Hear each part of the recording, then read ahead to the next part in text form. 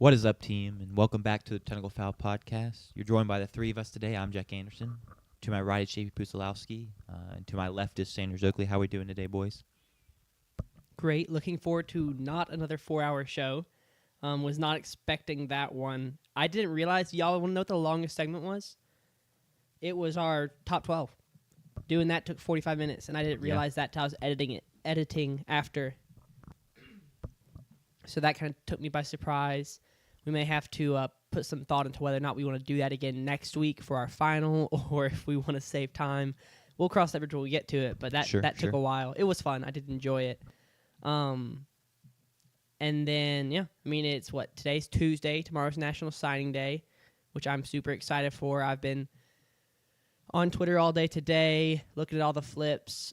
Jared Curtis, it was announced that he flipped. He's a number one quarterback and number one player in the country, I think, on 24/7. I don't know where he is on 3. He on 3 announced that he was flipping from Georgia to Vanderbilt, and then he said that he hasn't decided yet. He hasn't spoken to both teams or either team. So he's definitely lying. You think he... 100%. So I saw someone say that what probably happened is someone in his camp reached out to On3 and told him that he was planning on flipping, but he does it like he wants to have his moment, which is fair. It kind of sucks for a kid in high school, if you want to have your signing day and be able to announce where you're going, for someone family or agent or whatever to leak it. That sucks for him. It definitely sucks, and I understand, and I completely agree. His toes got stepped on. But I just can almost guarantee On3 didn't just make that up, or Hayes Fawcett didn't just make that up. I agree. It's just going to be interesting to see how it plays out. For some reason, the chat is not showing up over here. Let me see if I can get that fixed. What the freak? While he's looking at that, JP, how you doing? Doing fine. Glad to hear it. Yeah. I like the new hat. Is that a new hat, or you just new to the show? Okay. I got it this weekend. Walking Bully is probably a top 2 state logo. And it's not 2. Yep, exactly. For me personally. I'm going to go unplug an HDMI cord real quick. Y'all just keep going. Okay, Try and get this resolution thing figured out. But we're doing fine. Excited for tomorrow, National Signing Day. And then, I don't know after that what I'm excited for, to be honest. Conference championship games. Those are fine. I'm excited for the cultural playoff ranking reveal tonight. Yeah, I feel like it's kind of the biggest show, that will be intriguing. or the biggest one yet. Obviously, the one next week matters the most. Well, I think this week, I think matters Correct. the most because we had to find out where they're going to rank Old Piss, and then we get to find out what's needed to happen next week for certain things to occur. Agreed.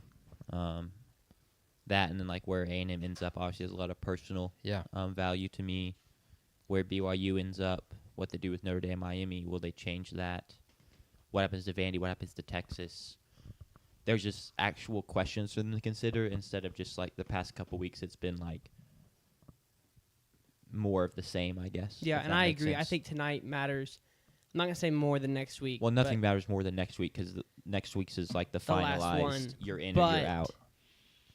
This one's the most telling, I would say. Yeah, it matters in a different way because I don't expect a lot of movement next week, even barring them breaking precedent of 1 year. I think that this week is going to tell us a lot because if they don't move Ole Miss next week, they're not going to drop Ole Miss out next week. And if they do drop Ole Miss out this week, they're not going to move them back in next week. Sure. I think that this week is, you're right, telling. So that'll be fun. Shall we get on with the show? I think now that we the can. Chat is up? Yes, Perfect. now that we've got that all set up, we can start with Jack, your question from every week. Yeah. Y'all's favorite thing from the weekend. And once again, this is just a classic Tuesday NFL recap show. So weekly takeaways. We'll do our playoff pictures. We'll review the specific games we broke down this past Thursday. And then we'll have a trip to the graveyard and the pyramid and the totem pole, the inaugural totem pole. We'll get blitzed through at some point, and hopefully over Christmas break I'll build an actual totem pole where I can and I'll put my teams on you're there. going to bring a physical totem pole. There's just I don't know how you do a physical graphic that's 32 teams tall. I'll just put it right at the middle of the screen. Sure. A physical totem pole leaning in the corner behind you would go kind of hard. I agree. I got to figure out that logistically. But that's... We thinking PVC pipe? I mean, I could get a wooden rod pretty easily. Yeah. We'll just have to figure it out. But that's neither here nor there, if that's how the saying goes. That's not that's a down-the-line problem. Back to the question at hand. Favorite thing from the weekend? I will go ahead and start and say, well, Thanksgiving football was awesome. We got 2 good games in Packers-Lions and Chiefs-Cowboys, and then we got a weird game with the Bengals beating the Ravens. But, I mean, Thanksgiving football was great. And then I just don't understand the Panthers. Every time I feel like we start to settle on something, they just surprise us.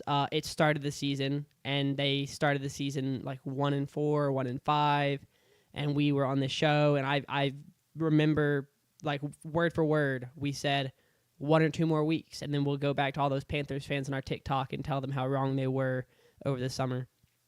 And then 5 weeks later, now they're 500. They're competing for the NFC South. And then they're in our comment section telling us how wrong we were. And so JP made his apology video, and then they lose to the Saints. And so it's like, well, now we're right again. Take that. JP, he's like, I told you, like, go Saints, who dat, all that stuff. And then they beat the Rams this week. JP's number 1 in the pyramid. It's becoming a funny story. Just like, what are the Panthers doing on a week-to-week basis? It doesn't make a whole lot of sense. Bryce Young does clear 200 yards again, JP, with 3 touchdowns and no interceptions. So maybe Bryce Young is him. But just a wild game. And just looking, like, I didn't watch that game. I was working a women's basketball game, so I didn't have games on at that time. But looking at that score afterwards, I really thought that it was, like, wrong. I was like, there's no way the Rams lost to the Panthers. But it did happen. Bryce Young has become pretty special at when everyone's ready to give up on him and all the Panthers fans are ready to give up on him. He has a really good game and performs well enough and gets a big result. And then everyone's back on the bandwagon. And then the next couple weeks he'll go back to being mid to bad. And then all the questions are right back. And then he delivers again. It's the Bryce Young cycle. So we were just had another stage of it Sunday, and he did play well. He made a couple big-time throws. Matt Stafford also just kind of had his egg, which was probably going to happen at some point. The picks were bad. Throwing a pick 6 is brutal. And they started 1-3, not 1-5. That's sure. Apologies to all the Panthers fans. Yeah, you better be careful. They'll get after you. Your favorite thing from the week, JP? Or you want to talk more about this game before you get there? We can just go ahead and talk about the game.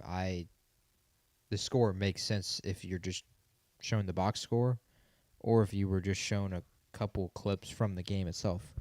It is pouring down rain. Yeah. You take into context that it is the Rams kicking off at 1 p.m. Eastern, so 10 a.m. body clock. So you expected them to start slow. They lose the first quarter 14-7. No shocker there. Really, it was just 3 bad plays from Stafford, the 2 picks, and then the fumble to seal it. Other than that, they were actually really, really good. They run for 152 yards on 20 carries in between Blake Corum and Kyron Williams. 7 for Corum, 13 for Williams. You want to guess how many third downs the Rams attempted in this game? You won't guess it. 6. 4. They attempted 5. An NFL team attempted 5 third downs. Yeah. We'll take the average. Translation, they were cooking and they were never in a bad spot. They were 2 for 5 on third down, and it really was just the turnovers that were the difference in the game. They lose the battle 3-0. On the flip hand, if you look at Carolina, you look at their box score, it makes sense that they somehow beat a team in the Los Angeles Rams. They were 7 for 15 on third down, nearly 50%. They were 4 for 4 on fourth down, including one that ended up being the game-winning touchdown to Ted McMillan. They were incredible when it comes to being clutch. And that is something that we've tagged Bryce with, and that's something that he's continued to show. But I'm not going to, spoiler alert, overreact too much to this. It's just I'm not shocked by how slow the Rams started. I'm also not shocked by how well they moved the move the football against that Carolina team, even in the rain. They just had 3 terrible plays, and the 3 terrible plays end up being the sealer when you spot the other team 7. And then you also end up giving the game winner at the end. On top of that, Carolina was just terrific. This is it's unsustainable, is like what I said after the Kansas City Chiefs game over the Indianapolis Colts. The same, I think, applies to Carolina. They go into the bye week, though. They're 7-6, and their last 4 games probably need to go. I mean, with the 2 Bucs games, you'd love to win both of them. But they play New Orleans in 2 weeks in New Orleans, and I can't wait. Hopefully that'll be New Orleans. Who do they have between now and then? Final loss. Bye. They have a bye until the Saints, and then their other game between the 2 Bucs is a really easy one versus the Seattle Seahawks. So if they get that at noon, then it may get interesting because Seattle might drop an egg at noon again, which you've just continued to see this season. But if that's not the case, then I see 0-4 in front of them. I'd predict 2-2. And I don't think 9-8 is going to be good enough because Tampa Bay still has winnable games left. Playing New Orleans this weekend, they play at the Miami Dolphins, the Falcons. Wait, you said New Orleans has a bye. The Panthers have a bye. Oh, sorry. Thank you. Tampa Bay hosts New Orleans this week. They go to the Dolphins still. They host the Falcons still, and they play the Panthers twice. I will be shocked if the Panthers win the division. They'll be competitive. But I don't think 9-8 is going to be good enough, which is where it looks like they're going to head. I think that would be the perfect next chapter in the Panthers story I was talking about, where they beat the Rams, JP's number 1 team in the NFL, and one of the best teams, if not the best team in the NFL. You go on that bye, you get that week of rest, and then you come out and you lose to New Orleans. That would just be perfect. They can beat the Bucs twice and not win the division. They can lose to New Orleans after the bye, lose to Seattle. And Tampa Bay can very, very easily win hosting New Orleans, hosting Atlanta, and going to the Miami Dolphins. And it won't matter because Tampa Bay will be 10-7, and Carolina will be 9-8. So it's a very favorable last 5 games for Tampa Bay, which we knew they were going to get because their schedule was very front-loaded. Mm-hmm. But, yeah, aside from that game, your favorite thing from the weekend? That was Sanders' favorite thing. What was your favorite thing? It was not my favorite thing whatsoever. I hated seeing that personally. Sure. My favorite thing from the weekend was on Thursday, last Thanksgiving, with Dak defeating the Kansas City Chiefs. That was my favorite thing from Thanksgiving. And then Thanksgiving in general, getting to see my other team, the Green Bay Packers, beat the Detroit Lions. Shout out Jordan Love. Which we'll talk about both of those games still. And then Joe Burrow returning and cooking Lamar Jackson. And now you start looking towards avenues for both Joe Burrow and for Dak Prescott in terms of making the postseason somehow. Because if they can make the postseason with the way they played on Thanksgiving, they're as dangerous as any team in the NFL. So for me, it was Dak, GOAT, defeating Mahomes at home on Thanksgiving. Yeah, another one. Well, we'll talk about that more, but another possession loss for the Chiefs. My highlight, I have 2. I'll start with one. Great fantasy matchup between me and Sanders. Eke it out by 2 points to stay alive in the playoff hunt in our keeper league. Did not start off hot at all. Amon-Ra was on my team. He didn't score any fantasy points because he goes down. And team puts up a stinker. But I think I won 102 to 100. And so we ride. But my real favorite thing from the weekend, my Commanders, we did lose. But once again, a pretty optimal tanking game from an enjoyment standpoint. You're in the game till the end. You make big plays. You get to see Treylon Burks with an absolute snag in the corner of the end zone. You get to watch Bo Nix throw a terrible pick. You take it to overtime. You even score the touchdown in overtime. And then you don't convert the 2-point conversion. So you lose, and it did hurt in the moment. But just kind of happy with how the team played and enjoyed watching that a lot. So, well, for them to cook that much is really astounding. Yes. Mariota, depending on how you pronounce it. The broadcast was going crazy.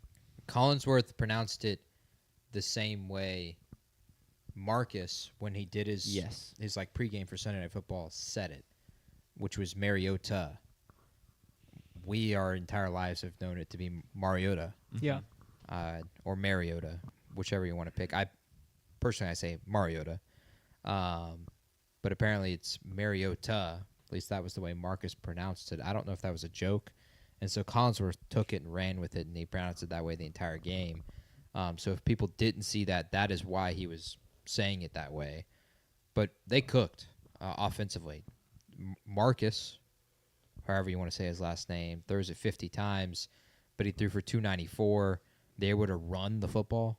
A lot was partially due to Marcus having 55 yards, but still their 3-back attack, which is super dangerous, of course, had 90 yards themselves altogether, and they run for 143 as a group.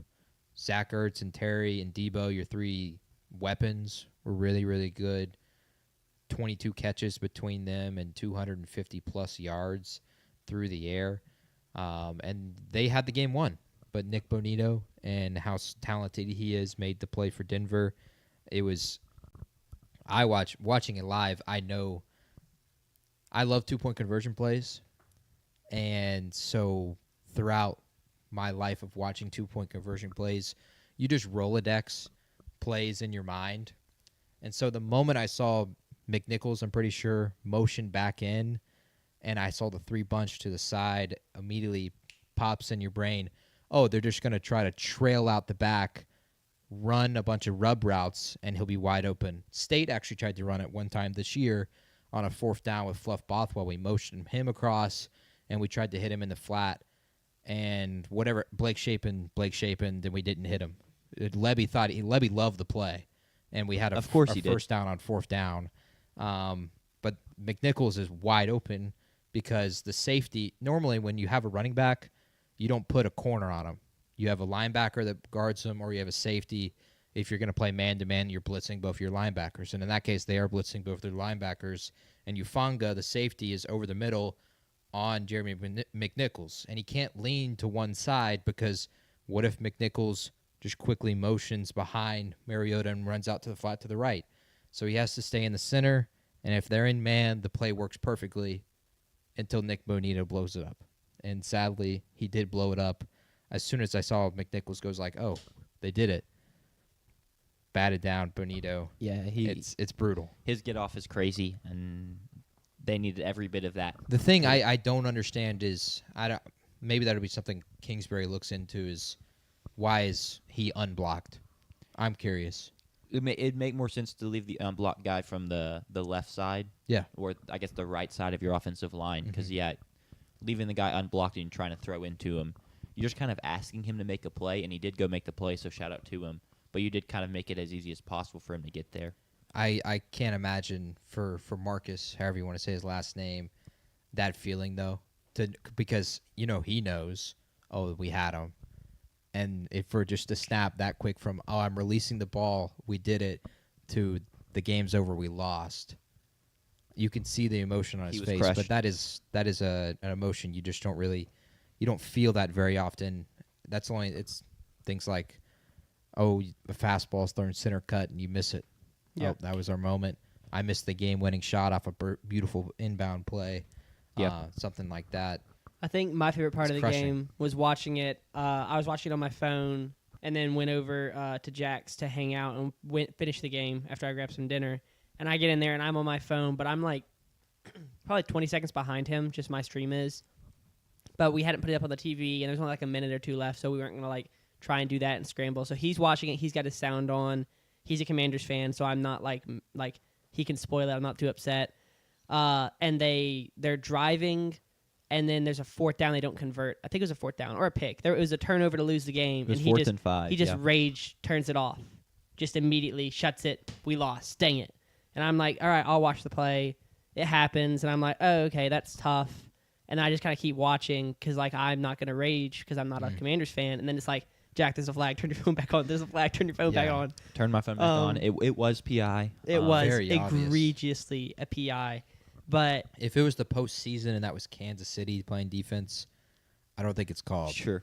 Probably not. If it's, I guess, the Rams in the postseason probably didn't get called either. Maybe, yeah. Yeah. But, yeah, it was bad. And I do feel bad for Marcus because also that very well could be his last start of the season. And I think he's won one of his starts. So I think he just he wanted it bad because we don't know when Jaden Daniels is going to get back. The biggest thing for me as a Commanders fan, and then we can move on, the O-line played really well. It's a really, really good Denver offensive line. At one point in the game, their pressure rate was 8%, and they had been in the 40s this season. And by one point in the game, it wasn't the end of the game, but it was late in the third quarter, I think. So it wasn't like we were in the first quarter and, just not much had happened. Josh Carnley's coming along really well. Opposite of Larry Tunzel, who's been a unit. Getting Sam Cosing back has been huge. Yeah. And so the thought of having that line going forward with Jaden Daniels coming back and, going into future seasons, that's the most hope I've had as a Commanders fan this season, is that, and then also Terry coming back and cooking. And then, in complimenting, Deebo Samuel and Zach Ertz. That looked good. The offense, Marcus could do that. Just imagine that with Jaden. And Marcus is a great backup, too. It's been fun to watch him get to try and cook with no stakes. He's a very quality backup. I hope we bring him back next year, but I wonder if he'll go somewhere where he can maybe. That's what I was going to ask. I wonder if he goes somewhere to try and be a Sam Darnold or a Geno Smith and try and have that late career. Maybe he goes to the Vikings. Maybe they give up on McCarthy and he goes to the Vikings. If I'm the Vikings, I want, what's his name, Mac Jones or Jameis Winston. Yeah. Sure. But then if neither of those work, maybe Mariota. I think Mariota is the worst of the potential guys to get that gig. Or I can see him going somewhere where there's a set starter, but the starter has an uncertain future, if that makes sense. Like the Jets. Like the Jets. So I'm trying to think if they don't draft a quarterback. If they don't draft a quarterback and he can kind of, we'll start Mariota, whatever, until our rookie's ready. Or go somewhere where the QB's always hurt and you can kind of be the backup, but you're going to get you don't know yet. You know how Jaden Daniels' injuries are going to play out year to year. But yeah, go somewhere where I'm probably going to get consistent run as the backup and become the starter at some point. I'm trying to think of a good San Francisco right now with Brock Purdy injuries. True. Yeah, a place like that. I would love to get him back, though, because if Jaden Daniels goes down, he's shown he can more than handle the job, even though he's not really winning many games, but the defense is terrible. I mean, Bo Nix threw for 350 passing yards, and guys were just wide open all game. Cincinnati? Marcus Mariota to Cincinnati? That would be crazy. Maybe. Other takeaways from the week? Well, I feel the exact same way Jack felt in terms of your team shows some sparks. You're in a competitive game, but you're part of the ethical tank, and you lose still, and that was Tyler Shuck and the New Orleans Saints down there in Miami. We were atrocious in the first half and then turned it on in the second half, and we had our shot. Shuck made the throw he needed to make. It is in the hands of Chris Olave, and it is out of the hands of Chris Olave. And sadly, we don't win the game, but Tua somehow gets a win with no touchdowns, one pick. Devon Achane is incredible. And Tyler Shuck, look, personally, I think he's performing better than Spencer Rattler did in a very similar part in the season last year, albeit different head coach, different offense coordinator, different play calling. I think the consensus is in New Orleans, and I feel the same way, that he could be the guy we need to build around him at this point through his 4 starts now. So no Lenore Sellers in black and gold. If that elite quarterback is there, or if any quarterback is there, and let's say it's the second round and Drew Aller's there. If it's the second round and Lenore Sellers is there, I would like to take one, because why not? With Tyler Shuck's age. But if you're trying to build around him, a second-round pick would get you another quality player to surround Shuck with or help build the defense. Shuck will be 27 by week 4 of next season. That is crazy. So that is wild. That is crazy. I have no reason to not. But you wouldn't be draft a 21-year-old. It wouldn't be like this past season where they don't draft a quarterback and you're at the desk of the old studio despondent, hands and face because they didn't draft a quarterback. It won't be that way. You would be a little more okay with that, if given how it's played out so if far. we draft an offensive lineman, like if we drafted Francis Maioga from Miami or Spencer Fano or whoever, I will be very upset. Sure. We need a defensive playmaker or an offensive playmaker. But you go Ruben Bain first round. I'm fine. You with go it. Arvell Reese first round, depending on where you're sitting. I'd obviously. run to the stage right now. Sure. And the then stage that is in, I don't know where it is next year. I'm pretty sure it's in the NFC North. And then in the second round, it was just in the NFC North. It was in Green Bay. Second round, say you get like I think it is again. a Casey Conception, or I'm trying to think of a bigger body wide receiver that would probably go in the second round. Oh, Jordan Tyson. Tyson's not falling I don't that think he's far. going in the second round. Maybe the injury history really Brennan Thompson. drops him. The exact opposite of a big body wide receiver. If you still play the Jets and the Panthers, and the Titans and the Falcons. Speaking of the Jets, I was going to say big news. The Jets got their third win, which ties them for the Commanders in terms of wins. It was a great weekend and now for you. surpasses the Saints. Yes. So that was for us trying to ethically tank. That was a huge result because also they beat the Falcons, which makes it even funnier. Despite Bijan finally kind of having another big day, it just didn't matter. But shout out the Jets for winning for us. Yeah, I don't need them to win again because I have a Jets under 3.5 bet. Sure. But I do want them to beat us. So now I'll be in in a a pickle. dilemma. Sure. Once we get there. I don't know how the Saints are going to pull it off because I know we're better. I know we're better than the Tennessee Titans, but maybe we lose because we're on the road. But the Jets won at home. I don't know if Tyrod Taylor pulls that off, but we need to lose those two games. We are in sole possession of the second overall pick right now. I know it's the Titans, I know it's the Titans. I know it's the NFL, and so like really anyone can be anyone. Yes. I'm not sure that philosophy extends to the Titans. They seem a clear step worse to me. They're better than that. Everyone else. They're better than that rule. And by that I mean they're worse. Yes, correct. They're above that rule. It's so lifeless. The rules don't apply to them. Nothing good, and that hurts someone like the Saints or the Commanders because ideally you want a QB hungry team to be at the top to not start taking the non QBs off the board. But they're going to draft 1-1 almost definitely in my mind and go non QB. They only have one winnable game left. Maybe this week, Shador, they could win in Cleveland and beat Shador, but they still have to play the Niners, Chiefs, and Jaguars. Or three playoff teams. It's bad. So, yeah, they won't need a quarterback, though, so maybe that helps you. Maybe they'll trade back. I imagine they will trade back. If someone falls in love with the QB and you can get up to 1-1. What if they love Arvell Reese and New Orleans, says we're going to draft Arvell Reese? So you trade up? I think that they're trading back to 3 or 4 to the Saints or Raiders, depending on how Shuck plays out the season. If y'all decide you want a quarterback, you go get that guy, or it's the Raiders. I don't want a quarterback.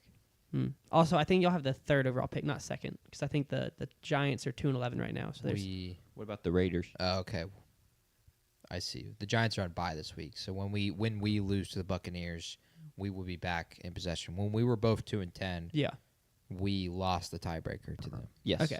Because they beat you in New Orleans? Yeah. No, we beat them. Which means they have the tiebreaker, which he doesn't want to have. Correct. They have the reverse tiebreaker. If only they didn't choke a massive lead to the Broncos, we want to be in the spot. Yes. Any other big tanking results before we move on from this vein?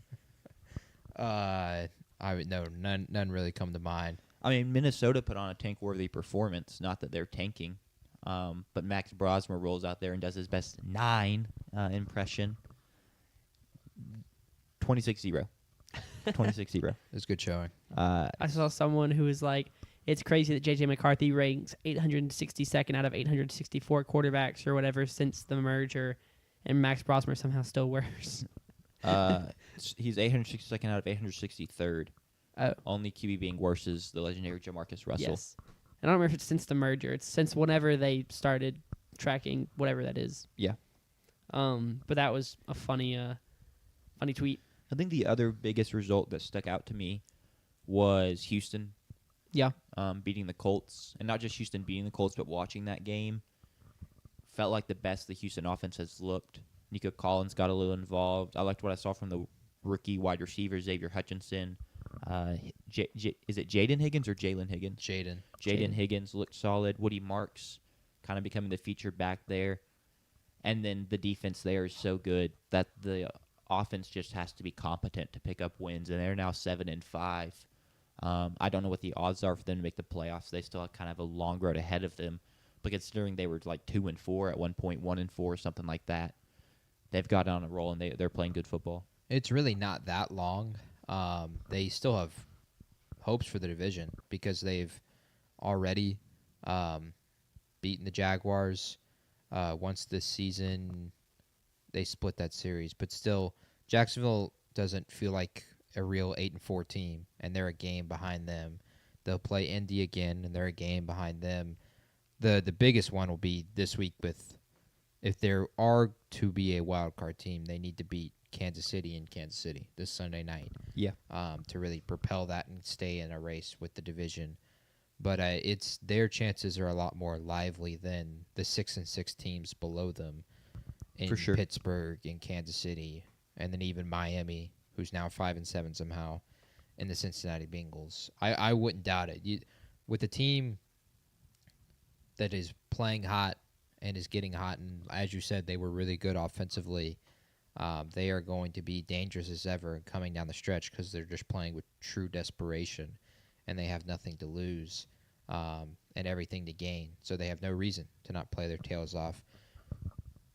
They still have 2 home games against the Cardinals and Raiders that are winnable, and then the 2 crucial ones at the Chargers and hosting the Colts the last week of the season, which could be for the division again, as it was 2 years ago, if I'm not mistaken. And then my question on the flip side is the Colts have now lost 3 of their last 4. Their one win being in overtime against the Falcons. Thoughts on their recent slide? How do we still view them as a contender this year? Are we chalking it up to the Daniel Jones injury? Where are we at with them?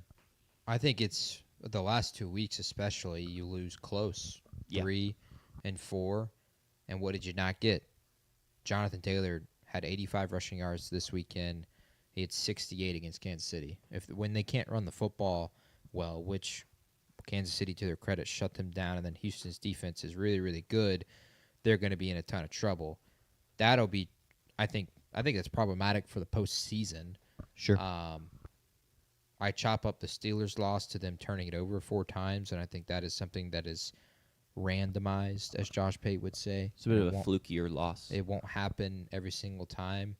But they took advantage of an earlier schedule, but dominated teams, and so it's easy to say that they should be viewed as elite.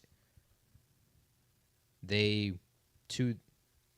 think to their favor, are going to have a chance that if they are for real, they can go out there and prove it, because they play at Jacksonville, at Seattle, host the Niners, host Jacksonville, at the Texans. The division is completely still within reach. They still play Jacksonville twice, but that's 5 playoff teams.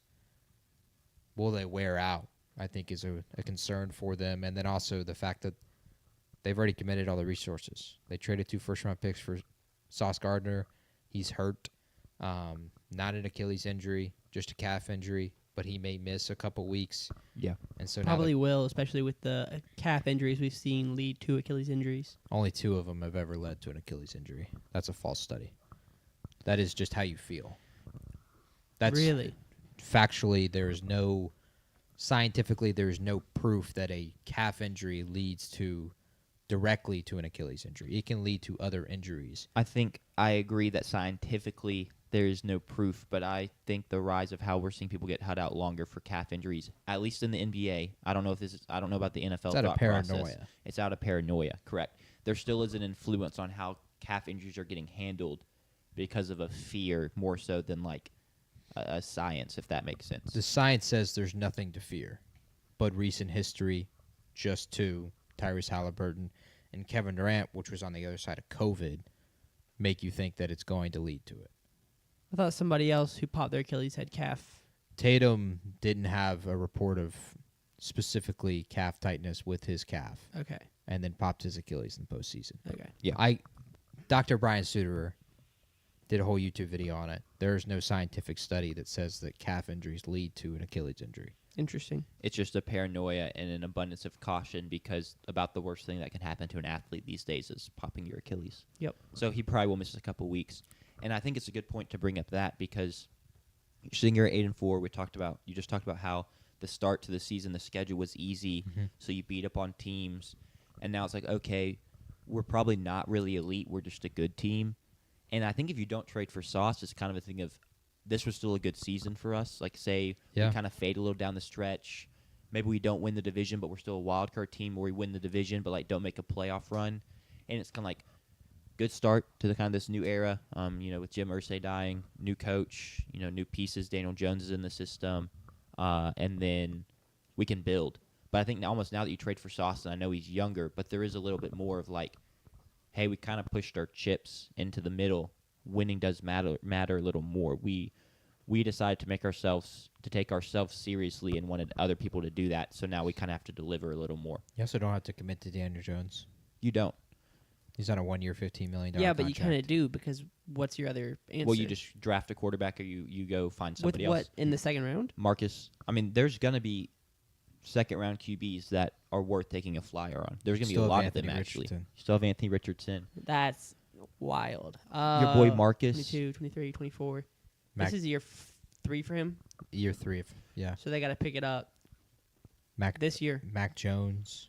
I'm just saying, regardless of how this season goes and what happens at quarterback, clearly the front office thought that the core and the skeleton structure of this team is good enough to win, and so you went and added to that with Sauce, and so now it really does have to work out because you don't have a couple first-round picks to go add another playmaker on top of that. You made your big-time move, so now it has to pan out, if that makes sense. I wouldn't hate them moving from Daniel Jones if they could get like a Mac Jones. Because I do think that with that rushing offense, you can make a below-average quarterback, not a top 15 start in the NFL, look decent. Kind of like the 49ers are allegedly doing for Brock Purdy. I think we might be getting further from allegedly into that's just what they did.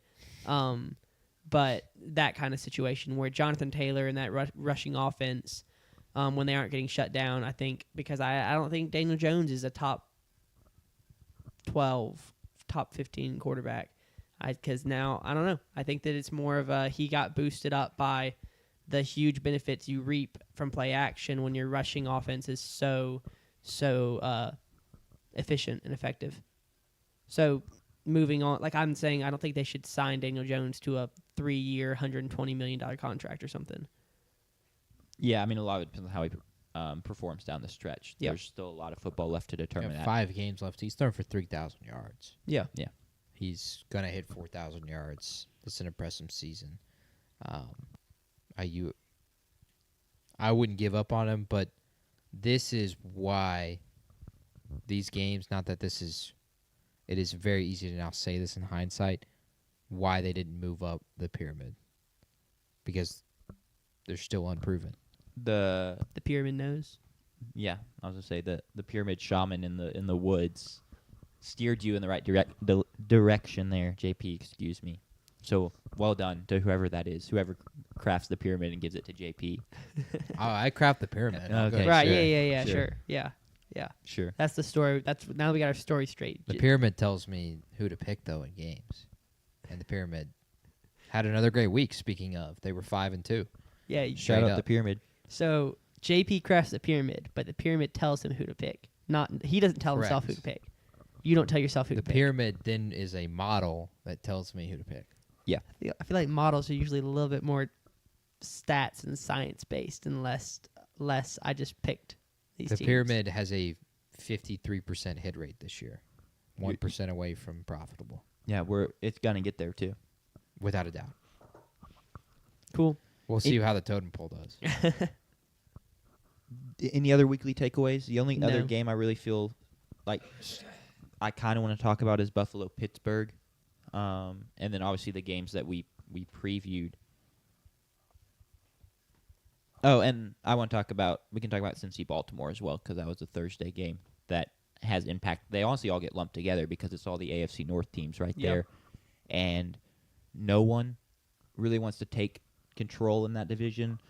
Suddenly Baltimore on Thursday loses to Cincinnati, and it's like, oh, wow, we thought Baltimore was about to just take it and run away with it. Maybe the Steelers have a chance on Sunday to make a move. I know they're playing the Bills, but it would be a big win. and then they go lose as well. So now Baltimore and Pittsburgh are both 6-6, I believe. The Bengals are at 4-8, and it feels crazy that you have to mention them as a chance, but none of the other teams really want to win with any consistency. So if the Bengals go on a bit of a run, maybe there's a chance. I still don't really feel like it, but hey. There's one thing not going for Cincinnati, and that is that they only have 2 divisional games. They don't play the Steelers again. Yeah. And they only play the Ravens and Browns left. They split the series with the Steelers, so they don't have to worry about a double head-to-head. And so maybe they could get it with Baltimore, and that could end up being impactful. But I still think this is probably a 2-man race unless Cincinnati beats Buffalo in Buffalo on Sunday, and then it gets very interesting. But, yeah, this is a division of teams that we think really highly of. But I almost feel like this year it should just be thought of like the NFC South.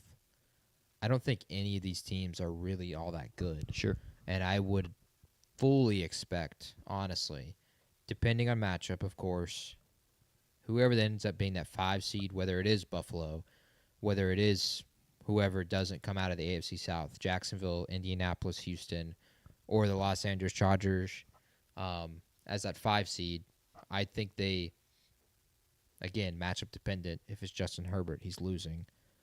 Otherwise, I think they're going to blast, really, whoever. Maybe not blast, but really win convincingly, like Buffalo did this weekend in Pittsburgh on the road in that first-round game, and they'll be 1-0.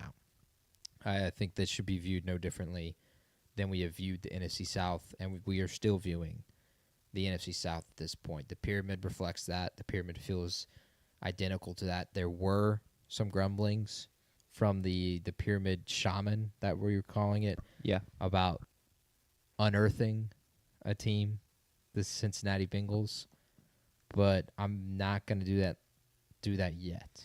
So the shaman, you ignored the shaman. I ignored the shaman. Wow. Well, something told me to move them. If it was a rumbling too, it didn't sound like the shaman was super clear on it and adamant about it.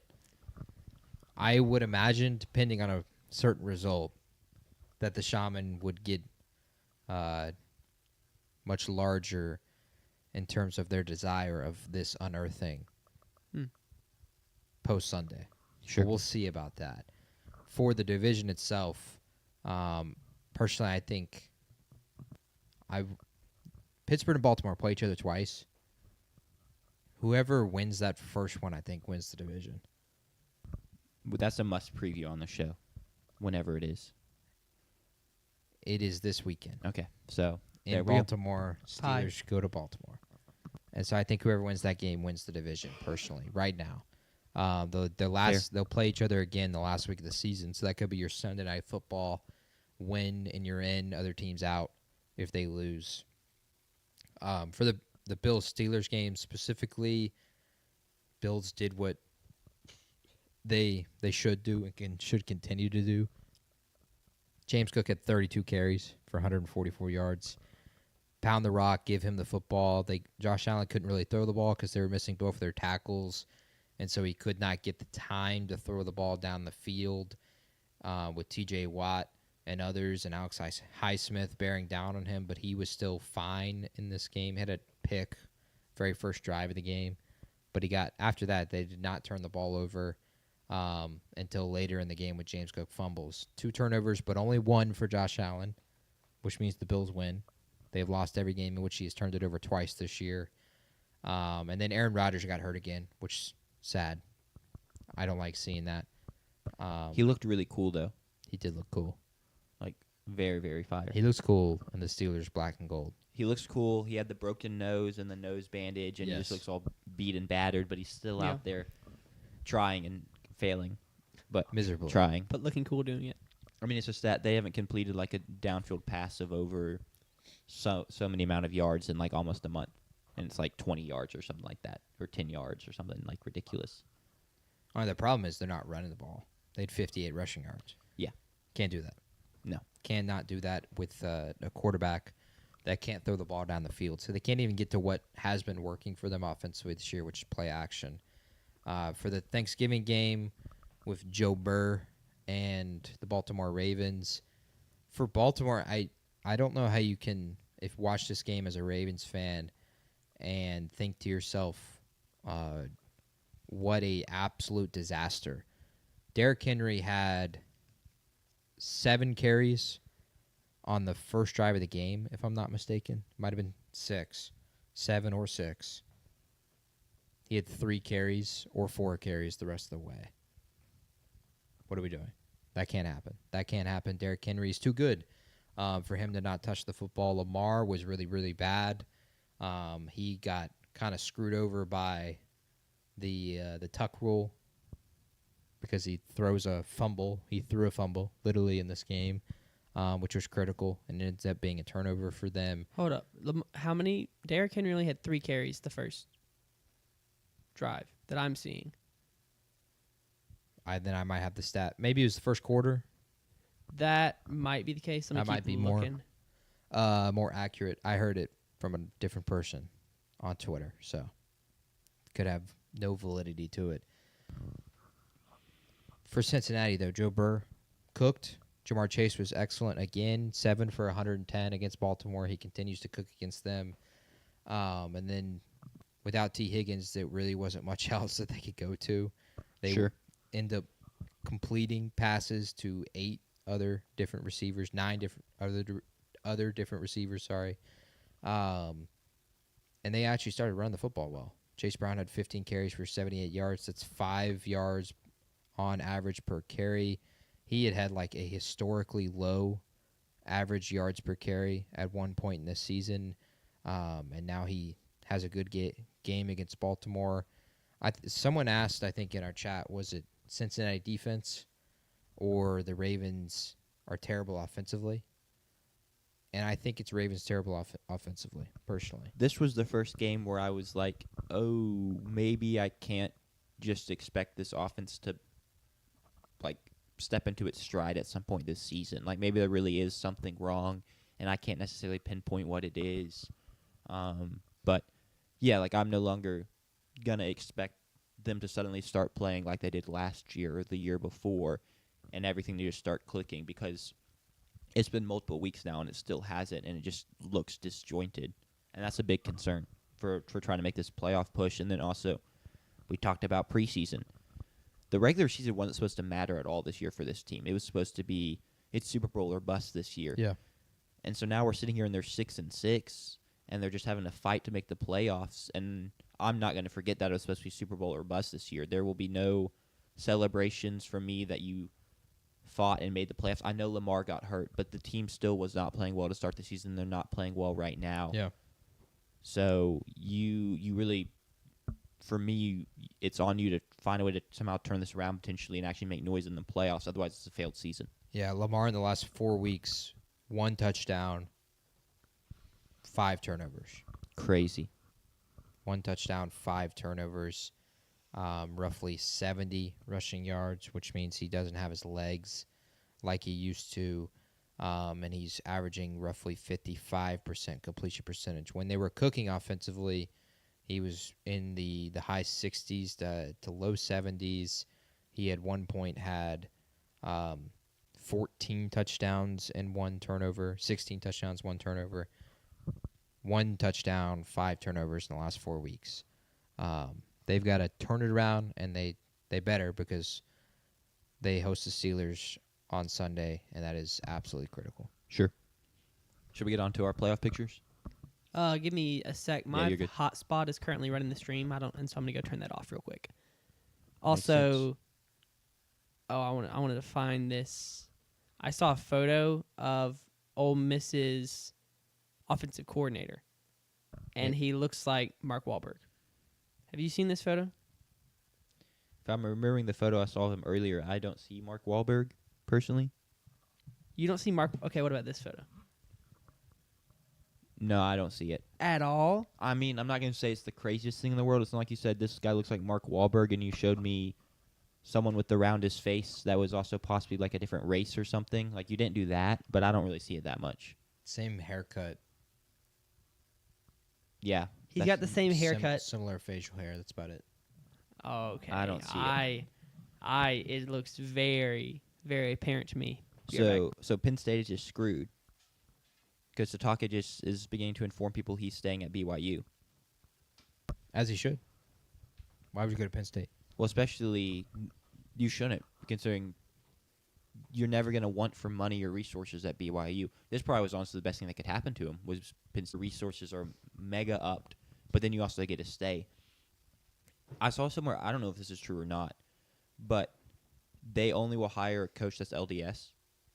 And so, like, they also just could not really let him go because your hiring pool is terrible, I'd imagine. I don't know the religions of every coaches, but I'd imagine it's slim pickings. I would agree.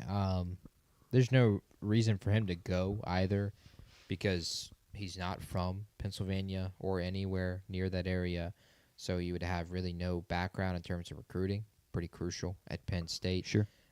He would then be under kind of unbearable expectations, I'd argue, immediately at Penn State.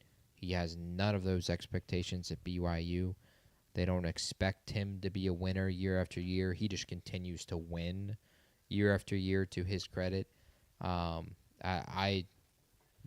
agree. This is the best case scenario for him because it has really turned around their financial stuff there at BYU, and maybe they'll be able to put together more talented rosters in the future. Also, he gets more money himself, which is who doesn't like money? Yeah. Lane Kiffin doesn't, apparently, with what he tried to say earlier today. I saw someone propose that it was all go ahead. He just said he claims he doesn't even know how much money he's making at LSU. Okay. I saw someone propose that this was all a ploy by Satake just to get his name and BYU's name in the national media to help their playoff case. There's a chance. And then I saw someone say that for like 6 hours, Satake was a 5-star coach, but now that he's not going to Penn State, he's back down to a 4-star coach.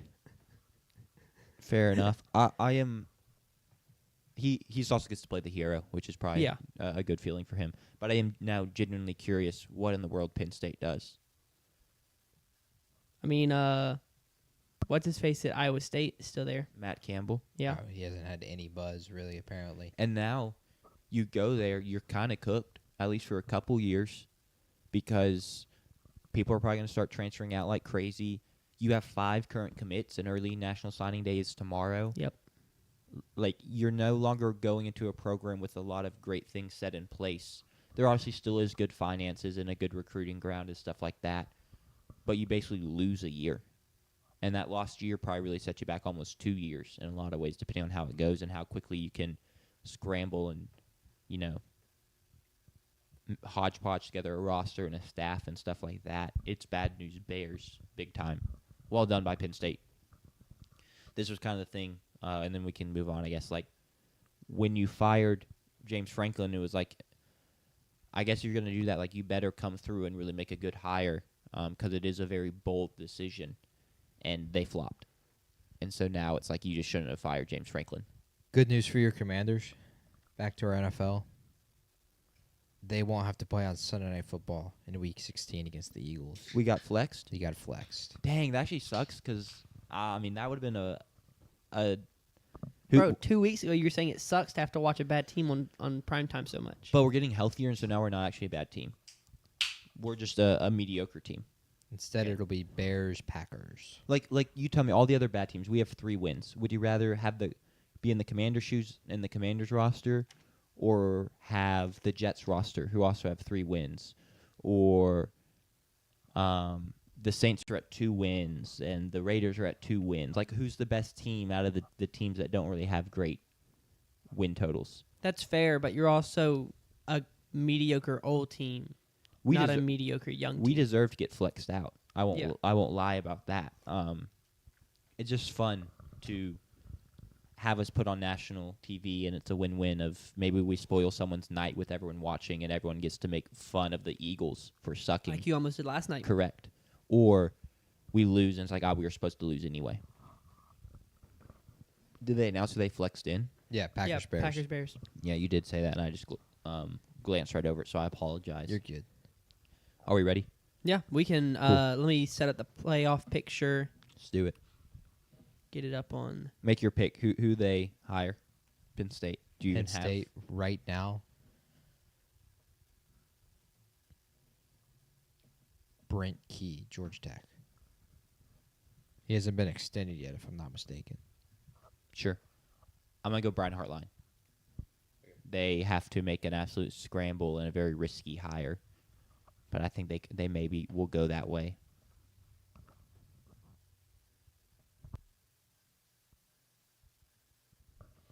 We kick off at 5 p.m. Eastern time. Yeah, I 4 p.m. I'm Like, what is confused that? with that? I'm not going to lie. What I'm happened? Very confused. So we get flexed out of Sunday night, but we still kick off at 4 p.m., which obviously is not Sunday Night Football, but I literally have never heard of that kickoff time before. Your game will be on Saturday. Saturday, that's why then. It seems like, yeah, your game will be on Saturday. So it was going to be the night game on Saturday on Fox.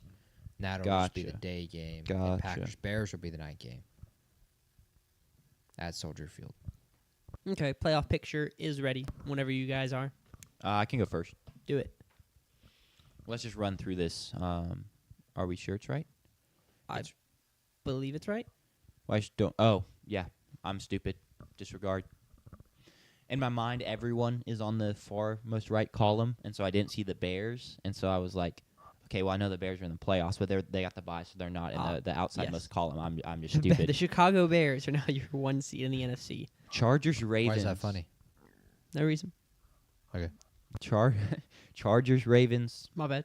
Give me the Ravens. I know I just said I have no That's trust. the right pick. But I don't have any trust in this Chargers team right now either. So, and if someone is going to take a step, it'd be the Ravens. I know that's not how we picked this, but give me the Ravens. Cool. Easily give me the Bills. The Broncos are still so fraudulent, in my opinion. They do have 10 wins. I understand that. And they're not a bad team. That's not what I mean by fraudulent. But for them to be the 2 seed, for them to have 10 wins, they have trailed in every single one of their games. Every single one of their games. And they're out of all teams to trail in every single one of their first 10 games, they're the only team to win 10 games. They're the only team to win. In the first 12. Yes, 10 of their first 12. Sorry. They've also the only one to win 9 of those games. Only one of their team has even won 8. Fluky? I think so. And the Bills are just a better team, and you have Josh Allen versus Bo Nix. James Cook is in that backfield. You know what else was fluky? Team that went to the Super Bowl last year and went 12-0 in one-possession games last year. Yeah, I was going to ask are they just last year's Kansas City Chiefs? Yeah, except one team had Patrick Mahomes, and the other team has Bo Nix. Did we see the pick he threw? Bo Nix outplayed Mahomes. Did we see the pick Bo Nix threw Sunday? I'm not a Bo Nix guy. He has 0 playoff wins. I'm not going to act like Bo Nix JP's only metric for how good a quarterback you are is, do you have a playoff win, yes or no? No? Tough. I'm not going to act like Bo Nix is terrible, but one of those teams had a top 5 QB of all time trajectory guy, and that'll make up for a lot. And then one has a league average QB. Do you want the spread on Bills Broncos according to the pyramid? Yes. Right now, the Denver Broncos would be favored by half of a point. I do believe via the totem pole, the Broncos would be like 13-point underdogs or something like that. Yeah, at home. We'll have to. I don't have that exact math in front of me, but it'd be something like that. Ravens would be favored by 2.5 according to the pyramid. Cool. Give me the Bills, and then Colts, Jaguars. I actually think Jacksonville could win that game. I like the matchup for them. I think they could potentially be a team to limit Jonathan Taylor, and then talk about a team that likes forcing turnovers, and you get to play Daniel Jones. I like that matchup for them a lot. Sure. And I think Trevor Lawrence is slowly starting to play better. It's hard to tell because they've been playing some weaker teams. But give me the Jaguars. So that would mean that the Ravens go to Jacksonville. Ravens. Cool. Bills, Patriots. Give me the Patriots. They're just kind of rolling right now. The Bills are playing. It'd be a phenomenal game. The Patriots, I know it's a weaker schedule. They keep taking care of business. And last night there's a lot of. This kind of feels like a game where it could be a bit of a trap game. Like the Giants maybe have a chance, and then all of a sudden the Patriots are up 17-0 or something like that in the first quarter, and it's just a domination. And the Giants kind of get back into it. I just love the way they're playing this. Give me the Patriots over the Bills, and what would probably be a classic. I hate this matchup. The fact I've sent one of these teams to the AFC Championship game is kind of gross. I guess. Give me the Jaguars, man. Yeah. We get is this a 2017 rematch? Blake Bortles versus New England? Is that right? AFC Championship? Yeah, you are correct. Jalen Ramsey, and who was that other DB they had that went to Denver? I can't remember. Talib. No. They had a lot of good defenders on that team. It is Aqib Talib. It is not Aqib Talib that was on that defense. He was in the Patriots defense. I'm talking about the Jags. It was Jalen Ramsey, and they had another DB on the other side. I don't remember what his name was. I mean, he wasn't a DB, but like the defense had like Miles Jack. No. Yeah. It was Fowler. Saxonville. Did they have Dante Fowler? Who was it? It's not Aqib Talib. Well, I didn't know if you looked it up. Was Fowler on that defense? It's not Fowler. Well, he's an edge rusher. I get him. Who was that? The edge rusher there. It was a junior or a third. He had he was the son of someone else with his name. AJ Boye. I almost said I wanted to say Keyshawn Butte, and that was. I know it wasn't it, but I was like, it sounds like that. AJ Boye. DJ Durkin staying at Auburn, by the way. Really? Mm-hmm. Okay. Cool. Frederick. Yeah. And We'll then talk about that later. I'll send the Patriots to the Super Bowl. Okay. Just like it happened in 2017. Yeah. Who was the edge rusher? Was it just Miles Jack? Is that who I'm thinking about? I feel like it's not. Did they have like a Campbell or something? Ooh. Calais. Was he on that team? I don't know, man. Don't ask me to remember the 2017 Jaguars. I didn't really watch the NFL at that time, Yeah. so I don't know. I'm going to look up their roster. You start picking the NFC and all. Give me the Seahawks. A really good team, and since we're picking it right now, the Bucs just still haven't refound form with all their injuries, so I like the Seahawks there a lot, even though they're on the road. Would you like to guess the spread on that, pyramid-wise? I'd imagine you have the Seahawks by 1.5. By 1.5? No. It is a 5.5-point favorite for Seattle. Really? Well, I factored in the road, but clearly I didn't. I factored that even when factoring in the road, I should have had the starting spread a lot higher. Correct. So my fault, Seahawks. Who did I say? Did I say Dante Fowler? Is it Dante Fowler? It was Dante Fowler Jr. as the edge rusher. Wow. Was third on the team in sacks. They also had Yannick Ngakoue. And Calais Campbell led the team as a defensive tackle. Just crazy defense that year. Enough of that team. I'm not going to talk about them anymore. Give me the Rams. They weren't good anyway. I had the Rams. I said multiple times doing this last week, the Rams are the best team in football, and I kind of feel like this was just a down week. My opinion of them has not changed based on them losing to the Panthers. So give me the Rams. And then give me the Packers. I love this kind of statement they made on Thursday. Jordan Love, kind of a big screw you to a lot of people. Played really well. Deep shots. Took advantage of a weakened Lions secondary. And then they still have that defense. So I take the Packers. Who did you have winning Seahawks, Bucks? Seahawks. Cool.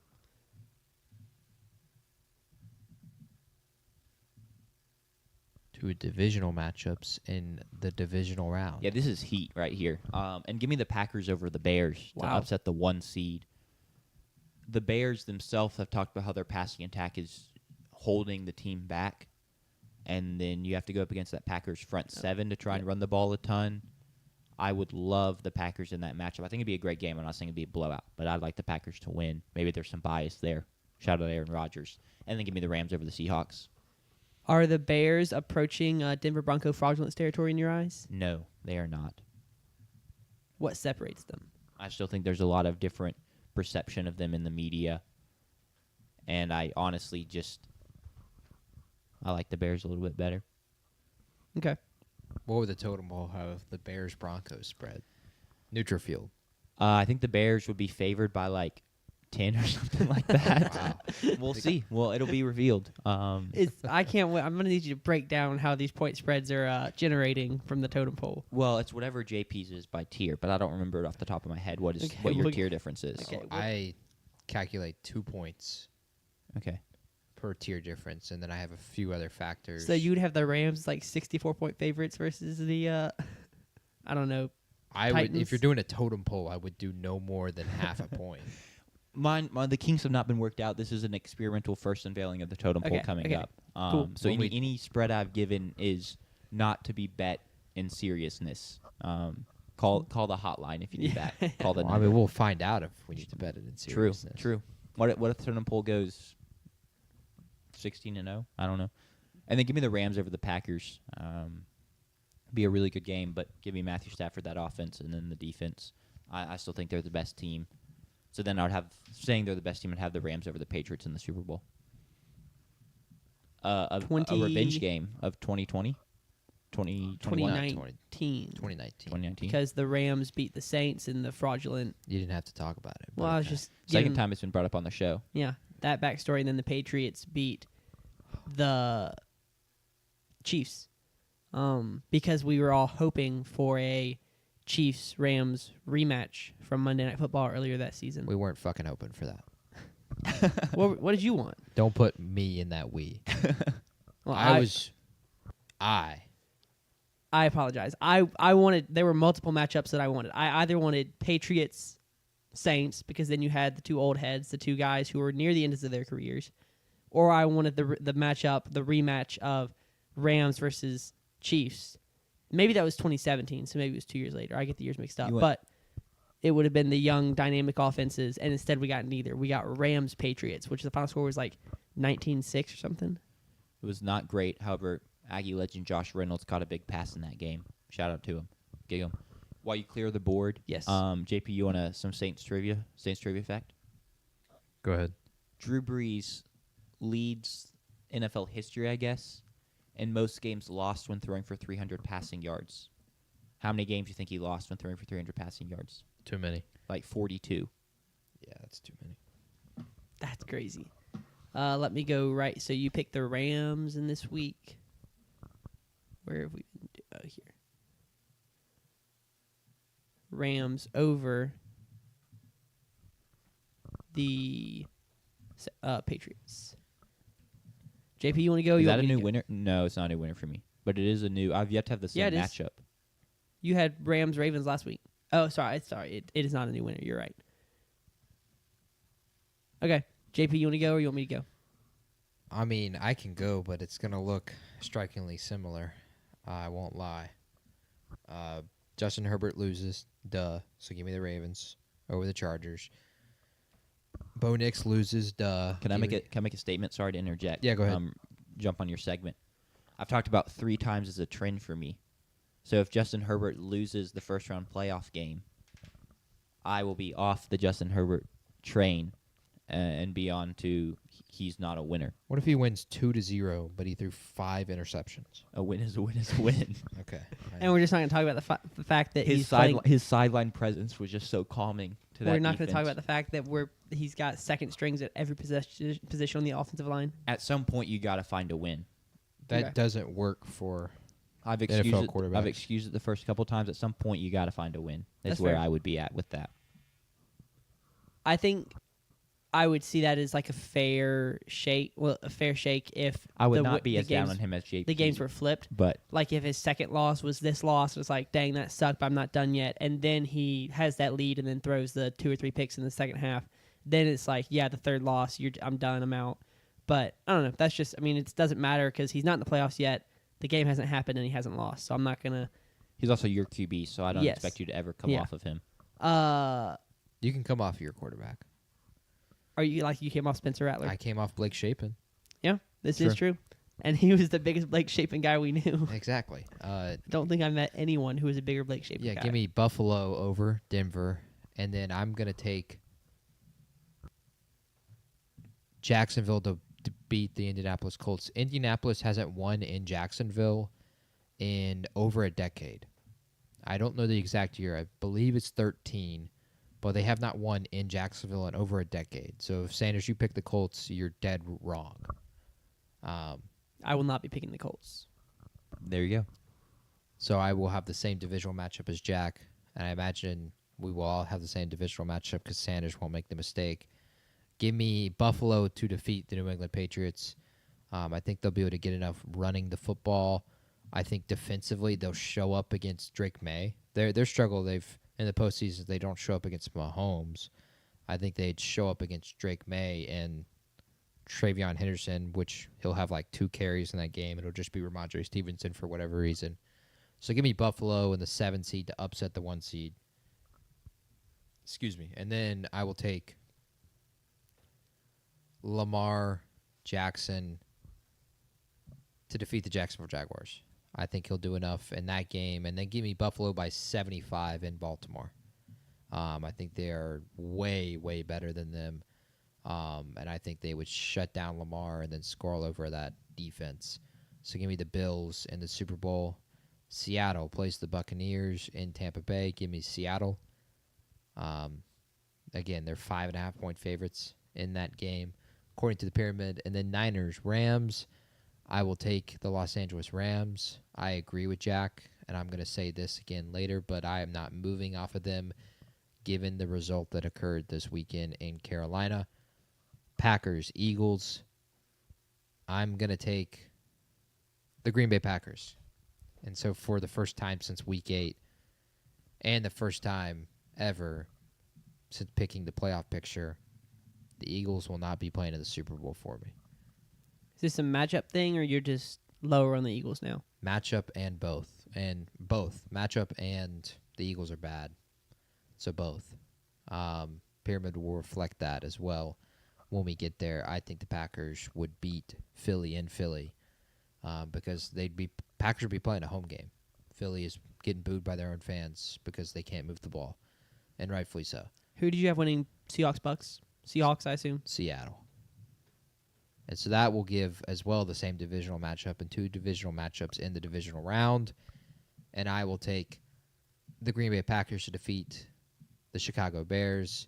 And I will take Seattle to defeat the Los Angeles Rams. And so that'll be another NFC Championship rematch. This one from 2016. Somewhere in there, 2018, one of the two. Seattle, Green Bay, give me the Seattle Seahawks to make the Super Bowl for the first time for me. And that'll give me Seattle and Buffalo. And that would be incredible. I would love to get to watch a Super Bowl finally where I don't really care who wins. I haven't had that in a long time. I would love to see Josh Allen beat Buffalo or beat the Seattle Seahawks, but I wouldn't mind Seattle winning a Super Bowl. But give me Buffalo. Sure. I'm not moving. Again, team of destiny. They are destined to win a Super Bowl. I don't care how the season goes. I think if they're in the postseason, they're going to make the run to at least get there, and I think they'll win it against Seattle in that one game. Although I think I'd pick Seattle if I was picking the spread, because I think Buffalo would be favored. Give me Buffalo to win the Super Bowl. I like it a lot. Which is my same Super Bowl pick for 5 picks running. So. Well, you just called them a team of destiny, so backing off that would be a little strange. Absolutely. They're going to have to miss the postseason to not win the Super Bowl. It is possible. I will go Ravens over Chargers. I'm not going to pick... Fake fan. Why? Because the Chargers' offensive line is non-existent. And it's been the case, and it still is the case, and it's not going to change. Who's the Ravens' best pass rusher? Yeah, name one Raven pass rusher. I don't know any of them. It doesn't matter. Exactly. Mike Green? Kyle Van Noy. Oh, yeah. Good names. I'm going to go Broncos over Bills. I do not see the Bills winning this matchup, and I don't think the Broncos are fraudulent. I think the defense is like a top 3 defense in the NFL, and I think the offense is good enough and apparently good enough in the fourth quarter to win this game. So I'm going to go Broncos to win that matchup. Are we sure the defense is that good? They gave up a lot of points to Marcus and the boys. True. But also, the Rams just lost to the Panthers, and you said that didn't matter because it was one game. True. They gave up a lot of points to Jackson Dart and the gang. Yeah, and the offense came back and won it in the fourth quarter. There was a lot of choking going on that one. But I will be picking the Jaguars over the Colts. I hate that matchup for the Colts. I still have questions about Indiana Jones versus Danny Dimes, and now they've lost, what did you say, 2 of their last 3? 3 of their last 4? 3 of their last 4. 3 of their last 4. And the Colts going into Jacksonville, a defense that preys on turnovers. I do not like that matchup for Indiana Jones / Danny Dimes. So Jacksonville will go to Denver, and Baltimore will go to New England. I will pick New England to beat the Ravens. I think what Jack said earlier about them, they're clicking right now. They're playing well. And then Jacksonville going to Denver. I'm going to pick the Broncos. On the NFC side, Seahawks, Bucks. I will go Seahawks. I have Baker Mayfield in fantasy, and traded for him early in the season, was happy with that trade for about 4 weeks, and I am no longer happy with that trade. I will go Seahawks. Rams, 49ers, I will go Rams. And Packers, Eagles, I will go Packers. So that means the Packers are going to Chicago, and the Seahawks are going to Los Angeles, which means we now have the same divisional matchups that we already had. I will also be picking the Packers, and I will also be picking the Rams, as Jack did.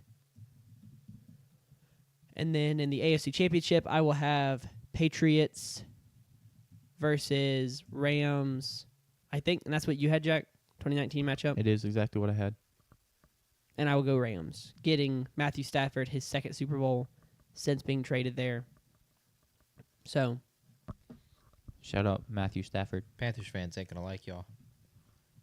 Why? What do we do wrong? Because you just picked the team to win the Super Bowl that they've beaten. Yeah, that's true. Maybe if the Panthers find themselves on this graphic, they can talk a little I feel more. like JP might be obligated to pick them if they make it. I don't think I'd be obligated. Maybe to pick them on the spread if the pyramid dictated so. Because they're not in the graveyard yet. Spoiler alert. Sure. All right. Next up, our 3-game reviews. Because we talked about, right? That's right. Yes, what's next? correct. Cool. You are correct. We kicked off Thanksgiving with Packers at Lions, or perhaps you kicked off your Thanksgiving with the Turkey Bowl outside and then came in to watch Packers at Lions. I had no such Turkey Bowl, so this is what kicked off football for me on Thanksgiving. And it was a great game. Jordan Love throws for 4 touchdowns. The Packers scored 31 points.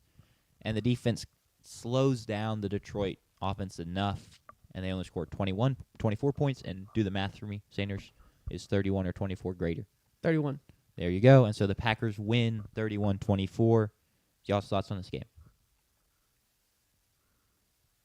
I guess we can go to me first. My Sure. fault. No, you're good. Let me pull up my show notes.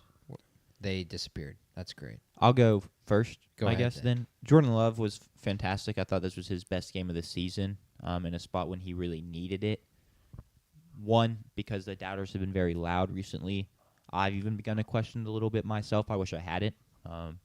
I wavered, and I should not have. But also, it was just massive that he had this performance now, because if you lose to the Lions, getting into the playoffs becomes a little tricky just in terms of head-to-head, and even if you want to chase down the Bears for winning the division, that becomes pretty impossible if you lose to the Lions. So there was just a massive performance in a massive spot from that standpoint. Just really controlled the game really well. Was more willing to take shots downfield than we've seen in recent weeks, which possibly could be a matchup thing because that Detroit secondary hasn't been fantastic. But regardless, just a great offensive showing from the Packers. I really liked what I saw. It was something I kind of needed to see from them again. Did we delete that page? Which What page was page? it? The game page for this. I only see Packers one up. Lions. Is it maybe it's just hidden? No, I was just cleaning up some stuff, and I didn't see any notes on it. Frederick. Well, probably scrolled down. No, that's on me. Well, JP, fly by the seat of your pants. Hold on, let me see if I can. Co-host sabotage. Wait, let me see if I can control. There were a lot of notes. Let me see if I won't can lie. control Z this, Jimmy. Really good notes. We're Control Z and back a lot. No, No, I you can't. cannot. Frederick. Fully into the void it goes. We'll be right back. I don't feel like flying by the seat of my pants. I mean, that's very That fair. is totally fair. We just may not have another option. If that becomes the case, I'll fly. Open the spreadsheet, go to File, Version History. Jameson Williams, best game of the season? Especially since he kind of stepped into wide receiver 1 role with Amon-Ra I going don't know. down. Was it?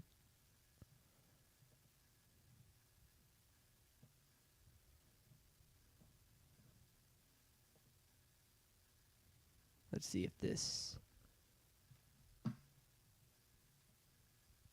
Oh, wait. This I'm is what 2025 page am I NFL on? Yeah, I'm predictions. on the wrong page. Stay with us. Stay with us, Version guys. history. Oh, it's because I'm. Here we go. Okay. File. see version history. All versions. December. Did you do this yesterday at like 6 o'clock? I wrote all these notes on Thanksgiving, so you can pull up tomorrow. So if I pull up yesterday's, they will be there. I'd hope. Yeah. If not, we can go deeper into the void. No, they will be. I literally just deleted them, or like in a different segment, because I was just like, oh, there's a bunch of crap on here that I don't think we're using. Chicago at Philly. Scroll down. There you go. Apologies. That's on me. We saved it. Got it figured out. All right. Now I got what I want. What are my thoughts on this game? Yes, what are your thoughts on this game? Now, win the time of possession for what? Detroit wins the time of possession again, but they're burning clock on long drives just to not score. Detroit in this game had 8 drives, just 8, which is something we've talked about a lot, where if you're a team with a high-octane offense and a ton of talent, you don't want to limit the variance by limiting the possessions. You want to maximize the variance by maximizing the possessions. And so to just have 8 drives because you're just burning clock, it hurts you. Because if you're better offensively, which they are against Green Bay, more drives means more opportunities for them to succeed. It's almost identical to the way it looked in the first game of the year. But in this game specifically, 8 drives, just 2 per quarter. In the second half, they had 18 minutes and 55 seconds time of possession, just 10 points.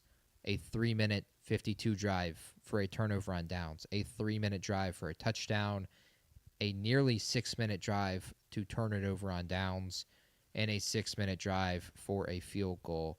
And we talked about the same thing in the first game with the Packers after that game, where they got stomped in Green Bay. They had 3 drives in that game, 16 plays, 78 yards, 9.5 minutes for a field goal.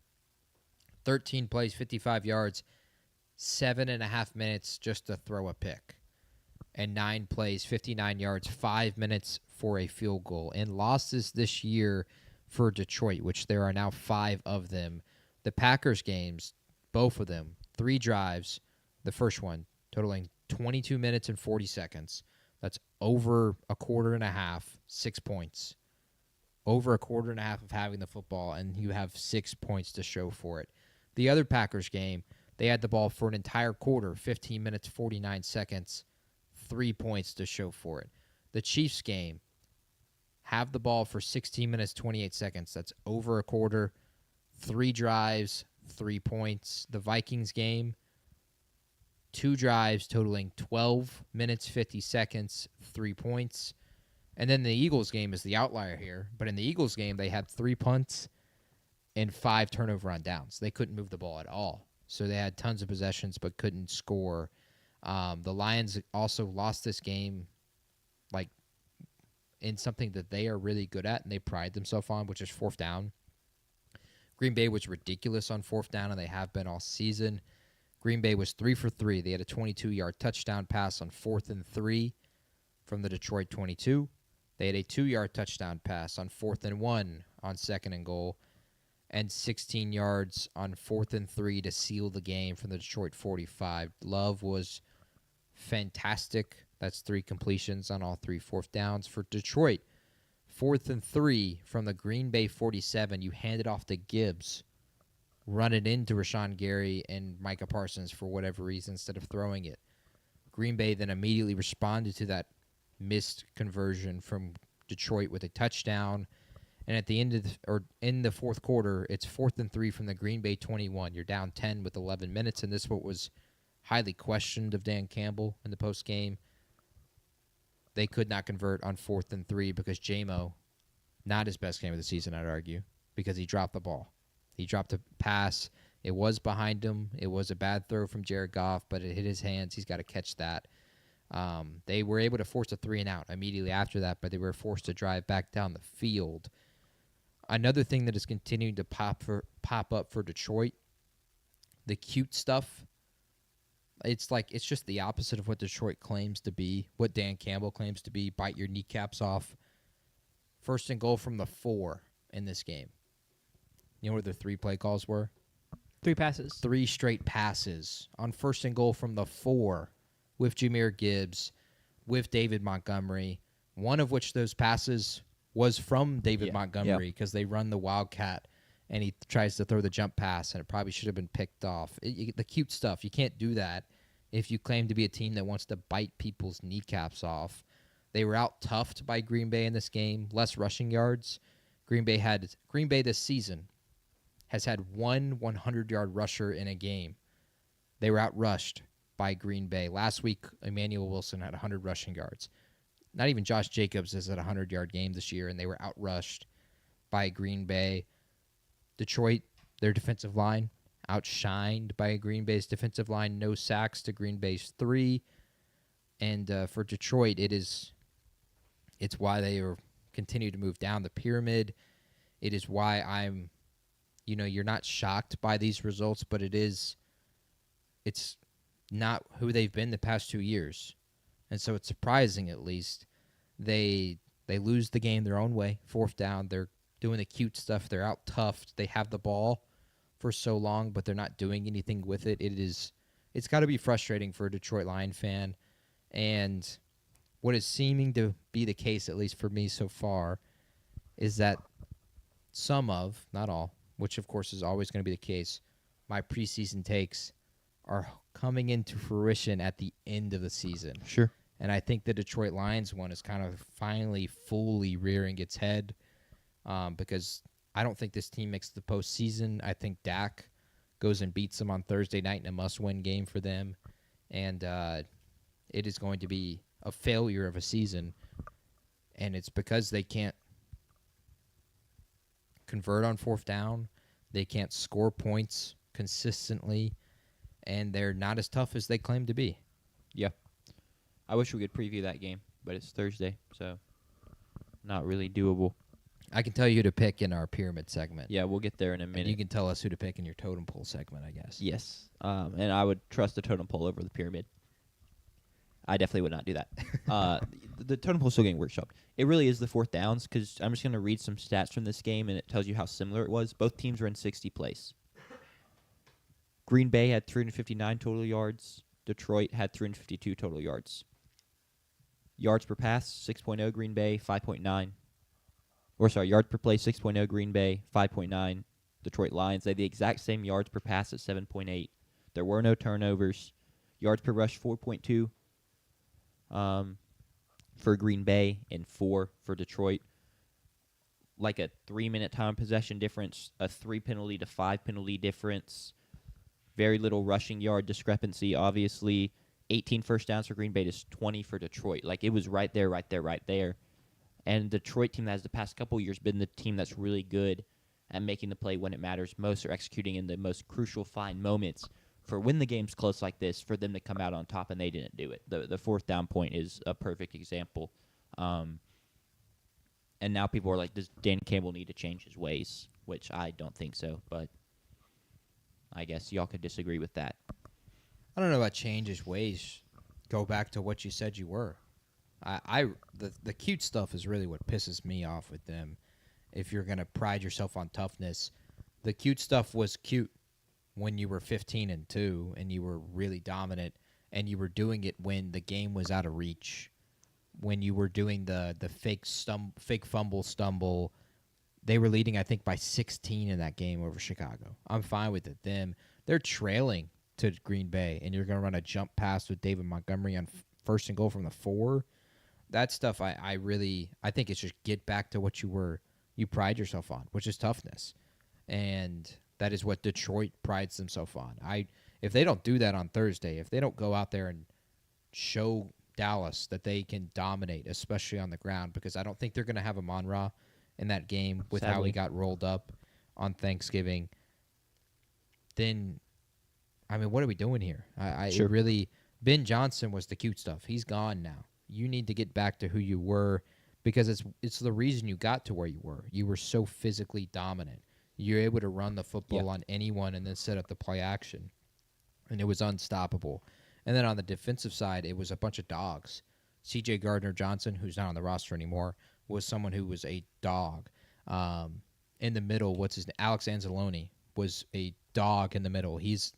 I can tell you, I'm a Saints fan. He was a Saints linebacker. That dude is not talented, but he played his butt off, and he was a dog. Aiden Hutchinson's having a great season, but really outside of them defensively, they don't have any of those guys right now. Well, if they do, they're hurt. I mean, they got the secondary, but the secondary's so banged up. Well, that's what I was going to ask is, like, you can say they need to get back to exhibiting their toughness and out physicaling teams, but, like, what if that's just not really a reality that they can achieve with how the roster's made up currently? Then they're and not with the making injuries. Well, I get that, but I'm just postseason. saying I wonder if the reason we've seen some more of the cute stuff is because it's felt almost out of necessity of, we can't trust this offensive line to go open up gaps in the red zone, stuff like that. I mean, I still would at least try it. You have Jahmyr Gibbs and David Montgomery. It's a pretty good spot to be in. But I'm just saying, I wonder how much of it is a personnel thing and how much of it is Dan Campbell's in his own head too much when it comes to calling plays. Yeah, and it's probably part of both, realistically. But to be fair, it's not like they were refusing to run the football. They ran it more times than they threw it. Jahmyr Gibbs, though, only had 20 carries. Only had 68 yards on those 20 carries. So they weren't having rushing success, but still, that's averaging 3 yards a carry. You think you could get that on 4 carries from first and goal from the 4, and they don't. That stuff it's aggravating. They need to put up or shut up on Thursday because their season's on the line. On the Green Bay side, again, it feels like my takes are finally coming into fruition, and Jordan Love was ridiculous in this game. Only 18 for 30, but 234, 4 touchdowns, no picks. Never really put the ball in harm's way. He gave his receivers, again, chances to make big plays and critical plays, and they made them for him, to their credit. The touchdown to Christian Watson, I thought, in the second half was really kind of the first true knife in the chest. I think that was what really cut off Detroit. I thought that almost ended the game. To Detroit's credit, they continued to fight back, and they ended up having to seal it on 4th down. The receiving by committee, it continues to get hyped on as something being bad. But if one guy shows up every single week, it doesn't matter. And I think that helps them a ton. If anything, it's the receiving by committee. The only question right now is, where is Matthew Golden? That would be the only thing I would say. Is it's great. You're winning games, and you are one guy showing up every week. But right now, the guy who's been a first-round draft pick has not been that guy yet. And so, I don't know. I think that you would like that to happen this season, because as much as you can defend it and say, oh, well, there's just so many other guys we have in the building, like, you would still like 1 week the guy who's been a first-round draft pick to be the guy.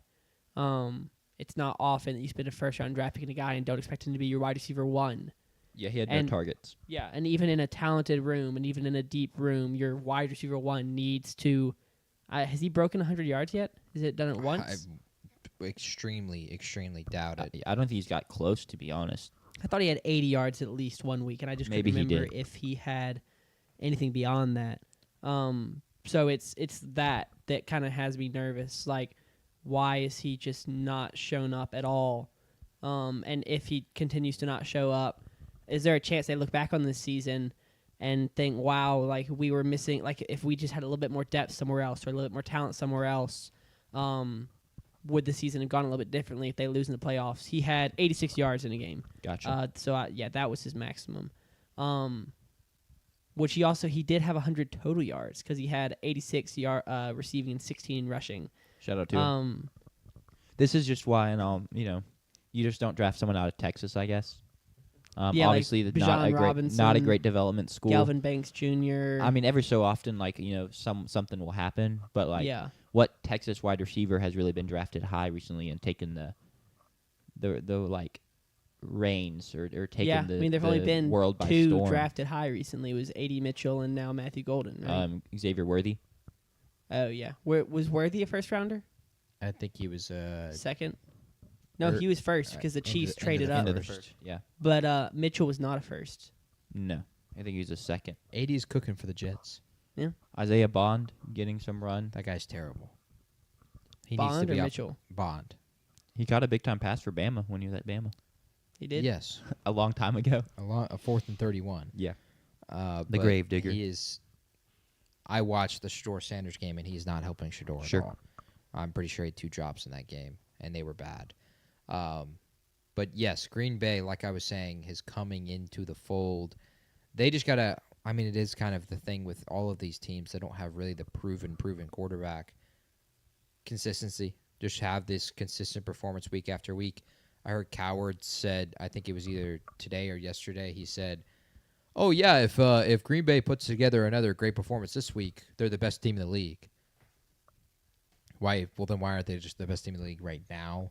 I don't have them as the best team in the league. I don't feel that way because it's a fair point still. Yeah, I don't think you can critique that guy too much because like you said, well, barring results from this week, we may have a team resurface from the graveyard. Yeah, because a quarterback resurfaced from the graveyard.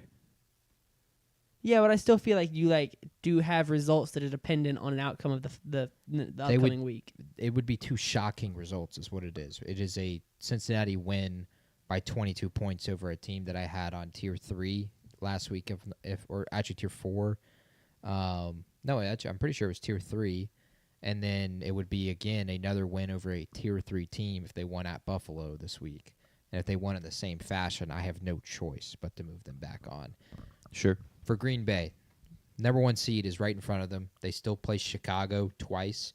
And with their tie, it's going to help them. Now, they still have to go to Denver, but they will host Baltimore and Vikings as their capper, which means that final week that could be potentially playing for the 1 seed could be very easy, unless 9 is playing. You never know. True.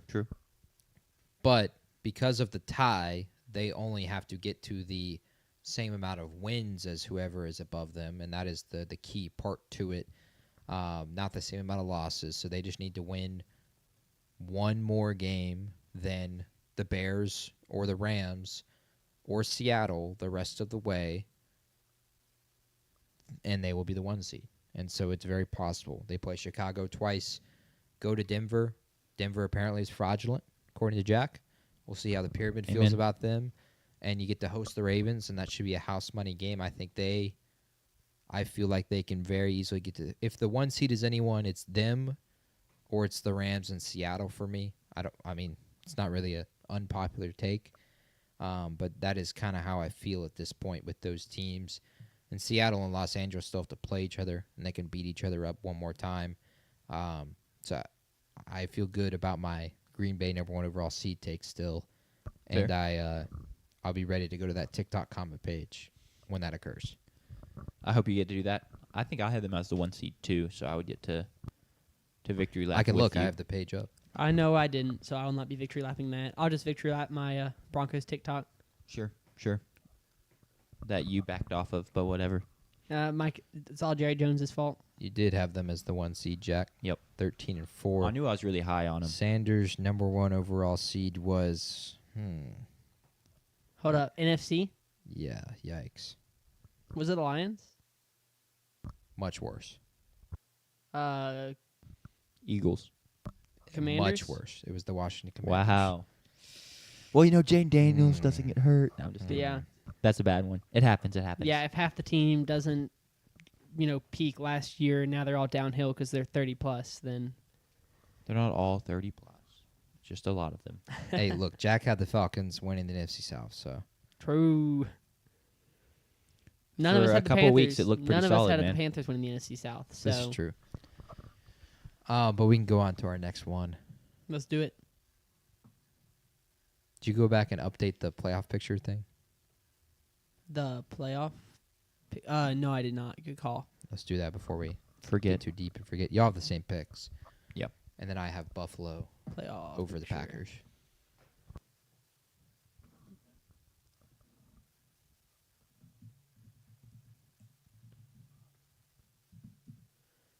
Let's see. This would have been Jack. JP. And me and Jack both had Rams over Patriots. It just feels funny to me how history repeats itself. And maybe it's only because it's a league with 32 teams and some of them are just always bad, like the Browns, so there's only a small number of outcomes. But I feel like we see so many rematches of either iconic division rivalries in the playoffs or just iconic matchups. And maybe that's just, like I said, because there's only 16 teams on each conference, and then a couple of those teams are always bad. The Browns, the Titans, except for that, I take it back, not the Titans, but the Jets, the Cardinals, Falcons. I don't know. We ready? Hold up, JP. Who's your pick? Buffalo Bills over Green Bay, the team of destiny. Yes. Not an iconic matchup from my lifetime, but I imagine that there have been some iconic Bills-Packers. You don't think so? Postseason games, no, because they'd have to be in the Super Bowl. And they never met. Did not play the Packers, if I'm not mistaken. Because was the Packers Steelers? Was that the 4 in a row? No, never mind. Bills, I know, played Dallas twice. Yes. Sure. Okay, let's do Then I can't recall. 49ers. Was it the 49ers that they played? Yeah, this is important. Got to figure it out. We got to know our history. The Bills went to 4 Super Bowls in a row, lost all 4. JP said they played the Cowboys twice. I'll believe that. They did play in the... Wait a minute. Jim and I, are you lying to me? Yeah, they are lying to me. What did Jim and I say? Jim and I is taking a YouTube video and claiming that the Packers and Bills have played in the Super Bowl. They played in Super Bowl 45. No. That is not the case. In which the Packers won 34-7. That game took place on February 6th, 2011. No, that was that Packers Steelers? He's when again, Rodgers Jim and I is taking a YouTube video, which they're showing me the link to. They're showing me the link to the game, in which the Packers and Bills it was a simulated Super Bowl posted by someone, and they have claimed that the Packers won that game 34-7, which they probably did in the sim. Yes, and won Super Bowl 45. That's really funny. Was that Aaron Rodgers' first Super Bowl, the win over the Steelers in 2011? Yes, if I'm not mistaken. I remember the Packers won, according to Jim and I, with the Bills unable to offer much resistance. Wow. Sadly. Let me double check tough. that this game did finish. Again, this is Super Bowl 52 simulations. I don't know why. It was, yeah, Packers Steelers. And it's got the wrong Wait, score. what did you say the score was of that 2011 simulated game? 34-7. Okay, this one, the real score was 31-25. Let's go back to the Bills. Buffalo won the Super Bowl in the simulation 35-28. So never trust Jim and I. There you guys. go. They so in 91 and 94 they played the Cowboys twice. They lost to the Redskins once. Crazy. Who? The Bills. Sorry, the Commanders. They were the Redskins at the time. And then they also lost to the Giants. That was the first loss. Are you a Redskins guy? Yeah, me too. I just don't really care, to be honest, either way. Let's see if they've ever played. Bills. Nope. Never played in the Super Bowl. Played Cool. 14 times in the regular season. Not an iconic matchup. We can move on It to will an become iconic one. matchup. Both these teams desperately needed a win on Thanksgiving to keep their likely playoff hopes alive. Obviously, it wasn't like a mathematical elimination type of game if you lost, but regardless, they both really needed a win, and Mahomes and the Chiefs traveled to Dallas to try and do so, and it just doesn't happen. Dallas puts up over 400 yards of offense. It's humming to no surprise, and then so because of that, the Cowboys win 31-28. Y'all's thoughts on this game? As I've said many times this year, this is a good team, not a great one. In Kansas City, that is. For the second straight week, I've watched a Kansas City Chiefs game, and while I was watching it, I thought to myself that they're not winning this. They're not pulling this off again. This is a different team. Why would I trust them to pull off the miraculous comeback again? And they barely did against Indianapolis last week, and I said it's not sustainable. The proof is in the pudding. It was not sustainable on Thanksgiving. They fell asleep after eating the turkey, sadly. They, against one of the worst secondaries in the league in Dallas, which has been terrible all year, they had just 243 passing yards, and they end up giving Patrick Mahomes ends up getting sacked twice due to coverage sacks with this defensive back field with Dallas. That can't happen. Great teams also aren't penalized, and again, Kansas City falls for the penalties this year, and that has kind of been the case all year as well. 10 penalties for 119 yards. They give up 5 first downs for it. Of course, the most laughable thing out of all of it is Kansas City fans complaining about referees. Holy crud, shut up. It's hilarious. It was hilarious to see that all Thursday and Friday for that. And then people pull receipts on them. It's great. It's great to see it. To see it finally come around. I don't really care that they feel like they lost this game due to penalties, and why should you? In their losses this year, it has been penalties and a ton of them. In the Chargers game, 10 penalties, 71 yards. In the Eagles game, just 6 for 45 yards, but they gave up 3 first downs. The Jacksonville game, the most inexplicable loss of the season, I'd argue at this point, 13 for 109 yards and 4 first downs. In the Buffalo game, just 3 for 25, but 1 first down. And then the past 2 weeks, 10 penalties against the Broncos for 69 yards and 10 for 119, 5 first downs. Kansas City's 7th most in penalty yards this season. And like I said, good team, not a great one. And they showed that. They reflected that against a terrible secondary. They couldn't score enough. And I got to give a ton of credit to the GOAT, Dak Prescott, because he was goated in this game. He was absolutely made one mistake. Incredible. But that was it.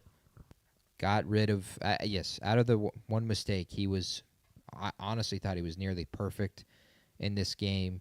320 yards to the air, 2 touchdowns. He was Mahomes in this game. Made a lot of Mahomey plays in this game. George Pickens and CeeDee Lamb were unguardable, literally unguardable, so much that they had to foul them as much as they could in a lot of scenarios.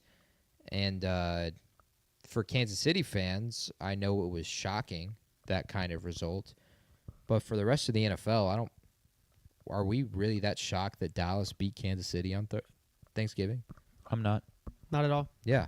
This is a very similar teams. High-powered offense on one end.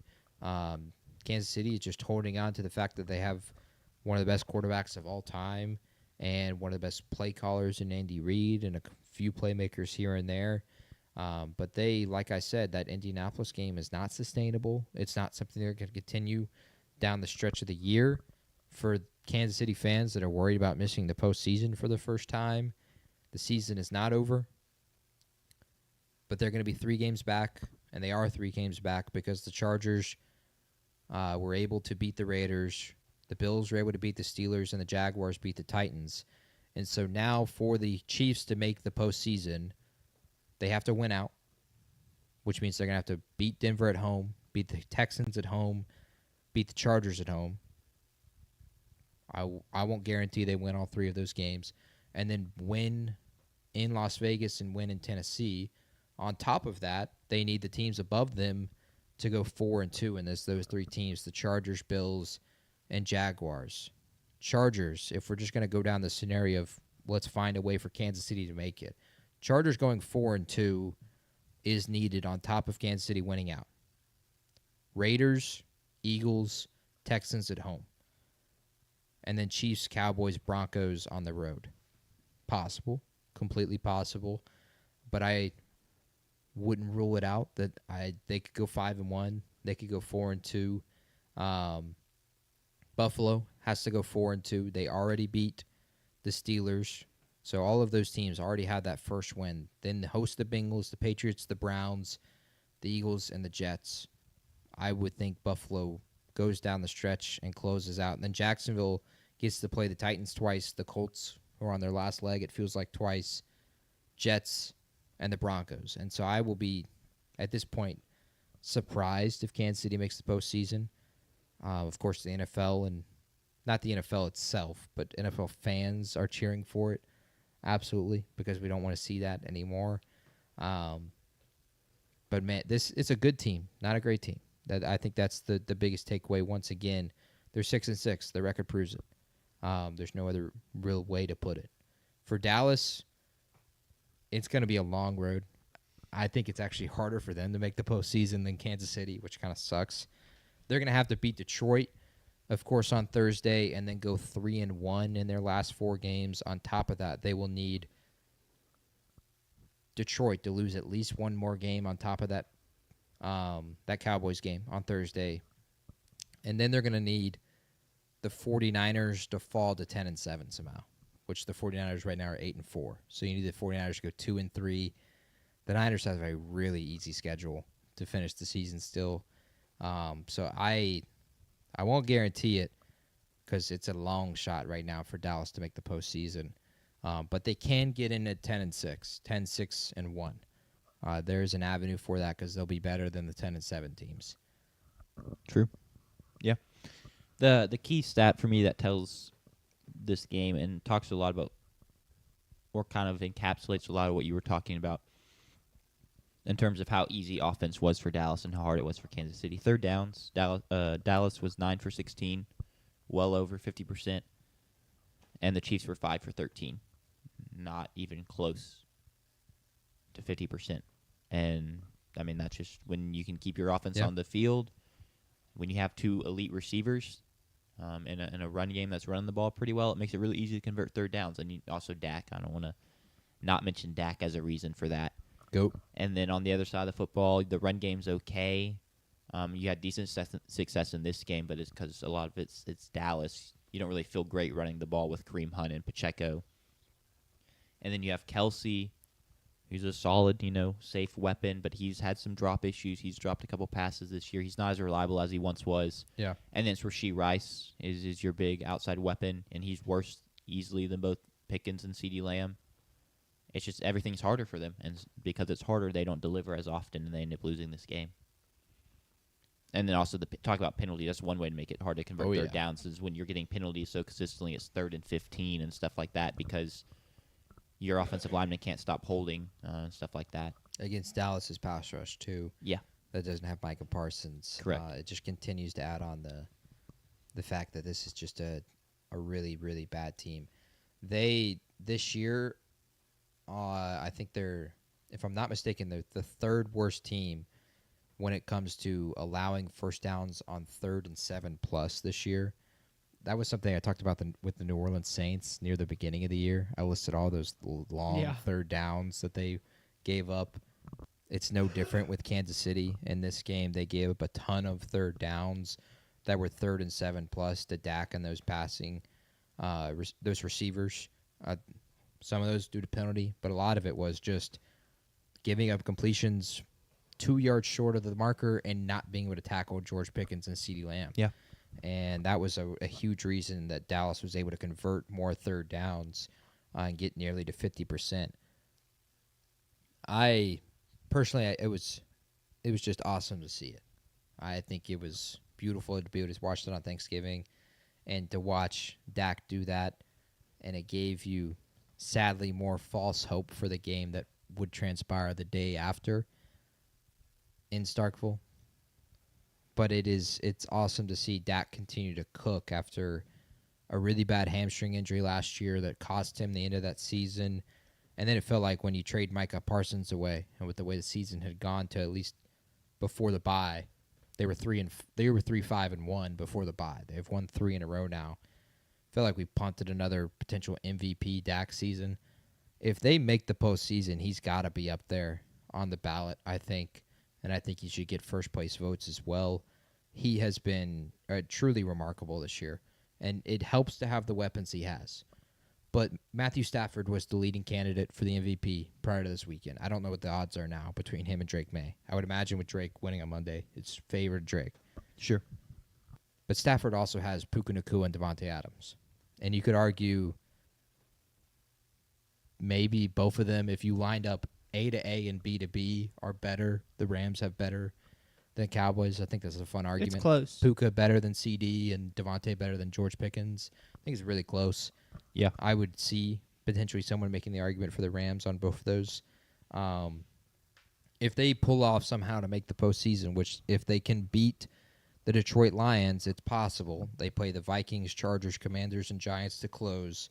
That's 3 very winnable games, and the Chargers won. I think he's got to be up there on some ballots for MVP. And if they make the postseason, look out, because they're going to find some way to choke it somehow. Sadly. Sure. Very, very sadly. It will be even more heartbreaking, honestly. Yeah. It's what they did in 2016. They win 11 or 12 games, host Green Bay, and just get dominated in Dallas. So that's Dallas for you. It is. Anything else? Was that the game, or did they lose twice to Dallas? Green Bay. Dallas has lost twice to Green Bay. They lost in 2016 and then 2022. 2022, they got blasted. 2016, Rodgers. Was the game-winning field goal where Rodgers completed the pass on the sideline? Yep. One of the greatest passes ever. That was elite right after getting rocked on a blindside sack. Predict the score right now, Christmas Day. Cowboys are in Washington.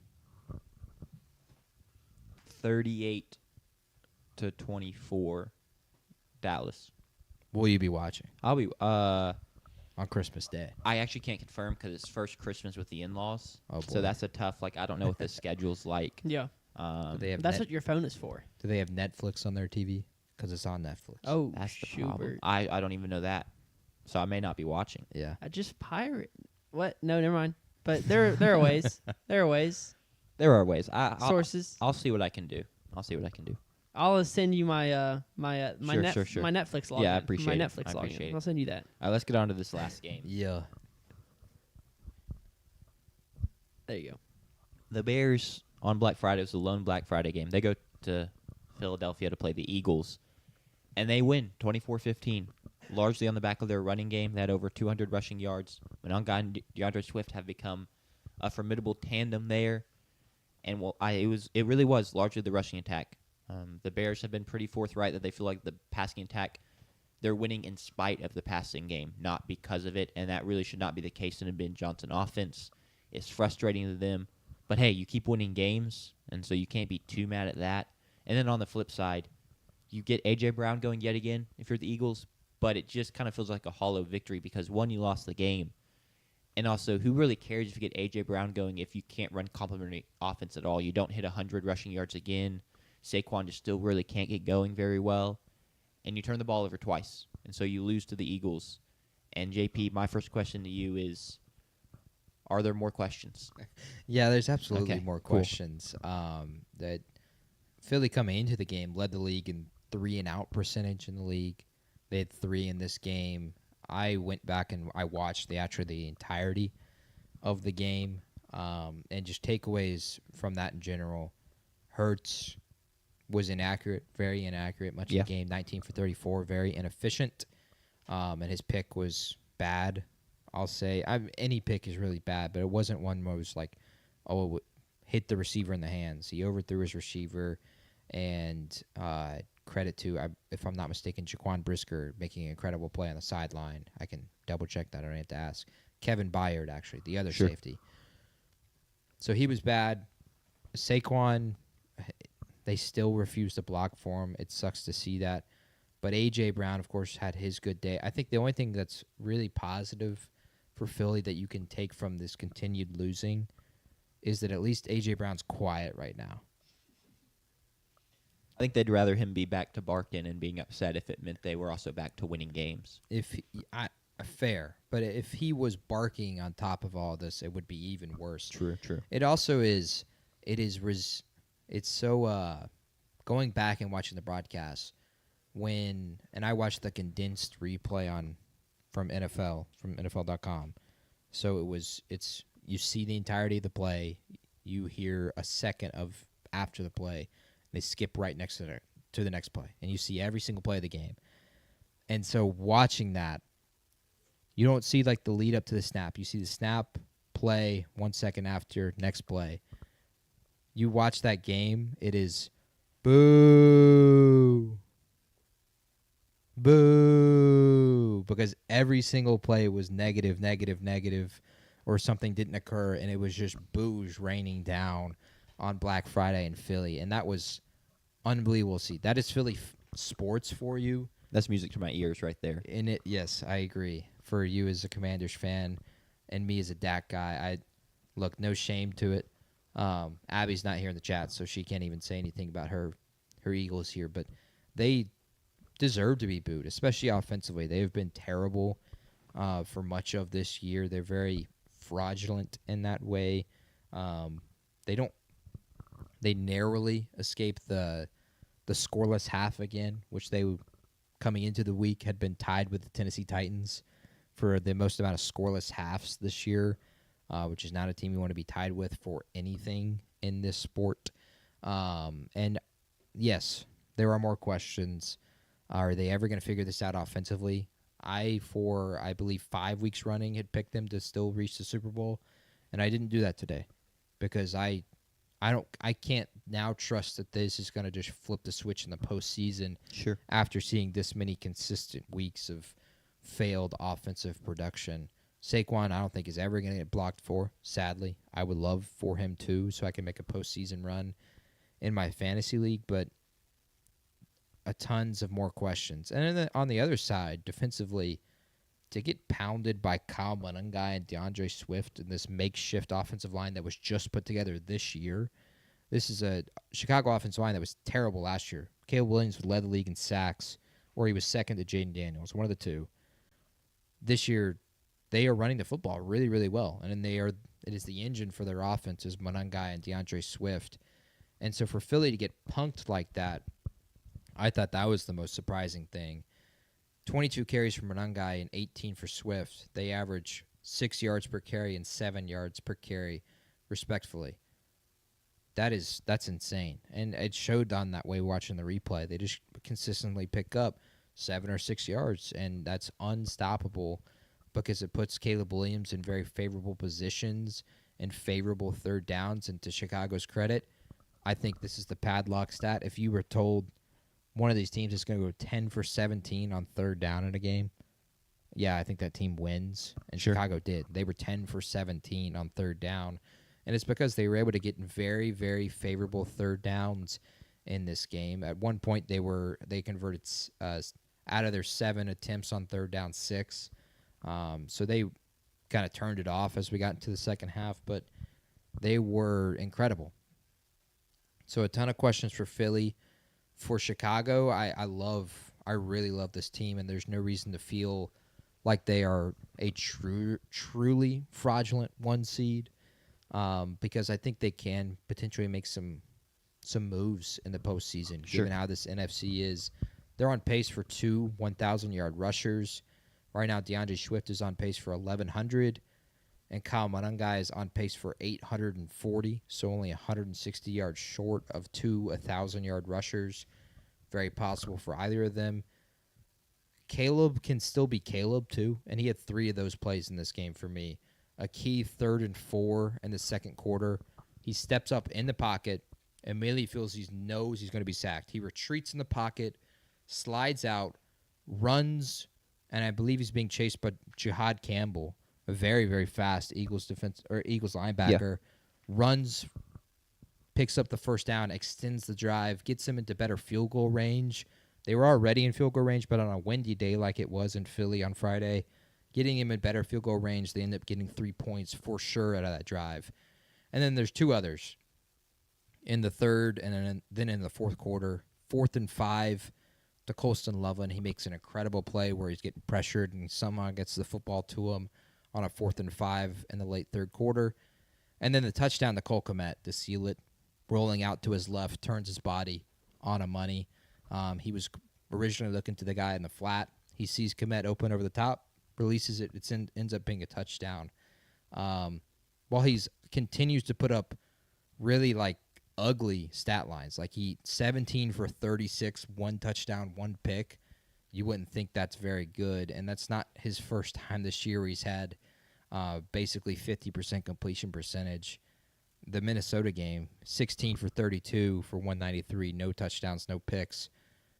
It's another not shocking game that pops off the page, but he made some big plays in that game as well. And so if they're able to run the football, which is true for any team, Caleb can make a few plays in a postseason game, and I'm really excited to see it because it's something Chicago has never had. Again, like I said, they've never had a 4,000-yard passer. Sure. Caleb is going to be just under pace for that. I don't think he's going to hit that. I don't think he is either.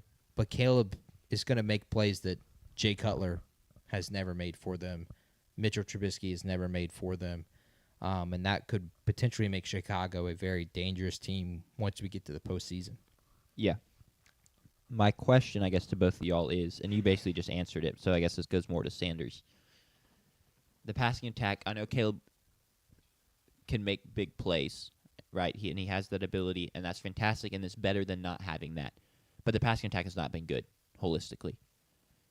Assuming that continues, because at this point we just wrapped up week 12, week 13. That's a large sample size. Do we really think they can make noise in the postseason against beat a Rams or someone like that in the postseason, or find their way to the Super Bowl somehow? If they just still have a game where Caleb Williams, I mean, he has 58% completion percentage on the season, and they have offensive playmakers theoretically. You have Luther Burden, Rome Odunze, DJ Moore. Yeah. And then you spent a first-round pick on Colston Loveland. Both the tight ends. Cole Kmet's a very good tight end as well. It's weird because it really seems like there should be no reason for this to be the case, but here we are. Yeah, I would say that they can go out and beat any team any week. I mean, they just beat the Eagles, who last week I think JP still had winning the Super Bowl. Aye. So that was just 7 days ago. They go out and beat them in Philly. But I wouldn't trust this team to put together right now 3 consecutive weeks of good play against the best teams, the best opponents that they'll be facing. So I would say right now, no. I think that could change if I saw a little bit more consistency in the way they were utilizing their weapons. The Rome Odunze issues with his dad getting mad about his usage on Twitter. He gets, 2 receptions? 8 yards. 8 yards. He did have 6 targets, was tied for the team lead in targets. But it just feels like they've got this treasure trove of weapons, and they're not really utilizing them. Instead, they're using, this is not disrespectful, intended to be disrespectful to DeAndre Swift and Kyle Monangai, but DeAndre Swift, kind of a journeyman running back, and then a 7th-round draft pick in Kyle Monangai. You're using these 2 guys, and it's working. But you've got a first-round pick in Luther Burden, you've got a first-round pick in Rome Odunze, and then you've got a guy that you traded a first-rounder for in DJ Moore. You've got a first-rounder in Colston Loveland. Why? And you've got this hodgepodge offensive line in the running game, and that's what you're leaning on and relying on. It's a little concerning that they're not relying more on this first-round quarterback, 3 first-round wide receivers, and a first-round tight end.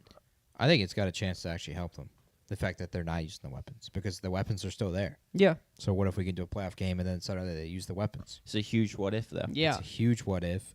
I understand the concern maybe leaning in on what I don't disagree with are probably the lowest on the totem pole in terms of playmakers on that offense in DeAndre Swift and Monangai, but it's working. To have on pace for 2 1,000-yard rushers, there's no reason to not run the football. Sure. And to continue to run the football. And I'm gonna take back my take that I had a few weeks ago, and I'm pretty sure this is what I said, that I would be concerned with Chicago playing in cold environments in the postseason. But if it's in their own building and they get to bring Sam Darnold into town, Baker Mayfield into town, Matthew Stafford into town, of course, Jared Goff and the Lions into town. They get to bring, or dear God, please don't have this happen, but Bryce Young into town, then I feel like they are at a tremendous advantage, because I think they're, at least at home, if they're able to run the football as well as they are, I don't think that will actually matter as much. I think that's very fair. Now, if they had to go on the road, I have a different story. If they had to go to Lambeau, I don't trust them as much. Also, one of their sleeping giants for them is defensively, they've been playing really, really well. They lead the league in turnovers. They average 2.5 takeaways per game. Next closest is 1.9. So they've been absolutely incredible defensively on top of their offense. So I think it may help them being in the cold environment, especially if it's at home. So I think they should try to, of course, any team should really try to play for the 1 seed. But I think they should really try to play for the 1 seed. And I think for the big what if, I think they will answer that big what if. And I think they will actually get it to their weapons once you get to the postseason. Okay.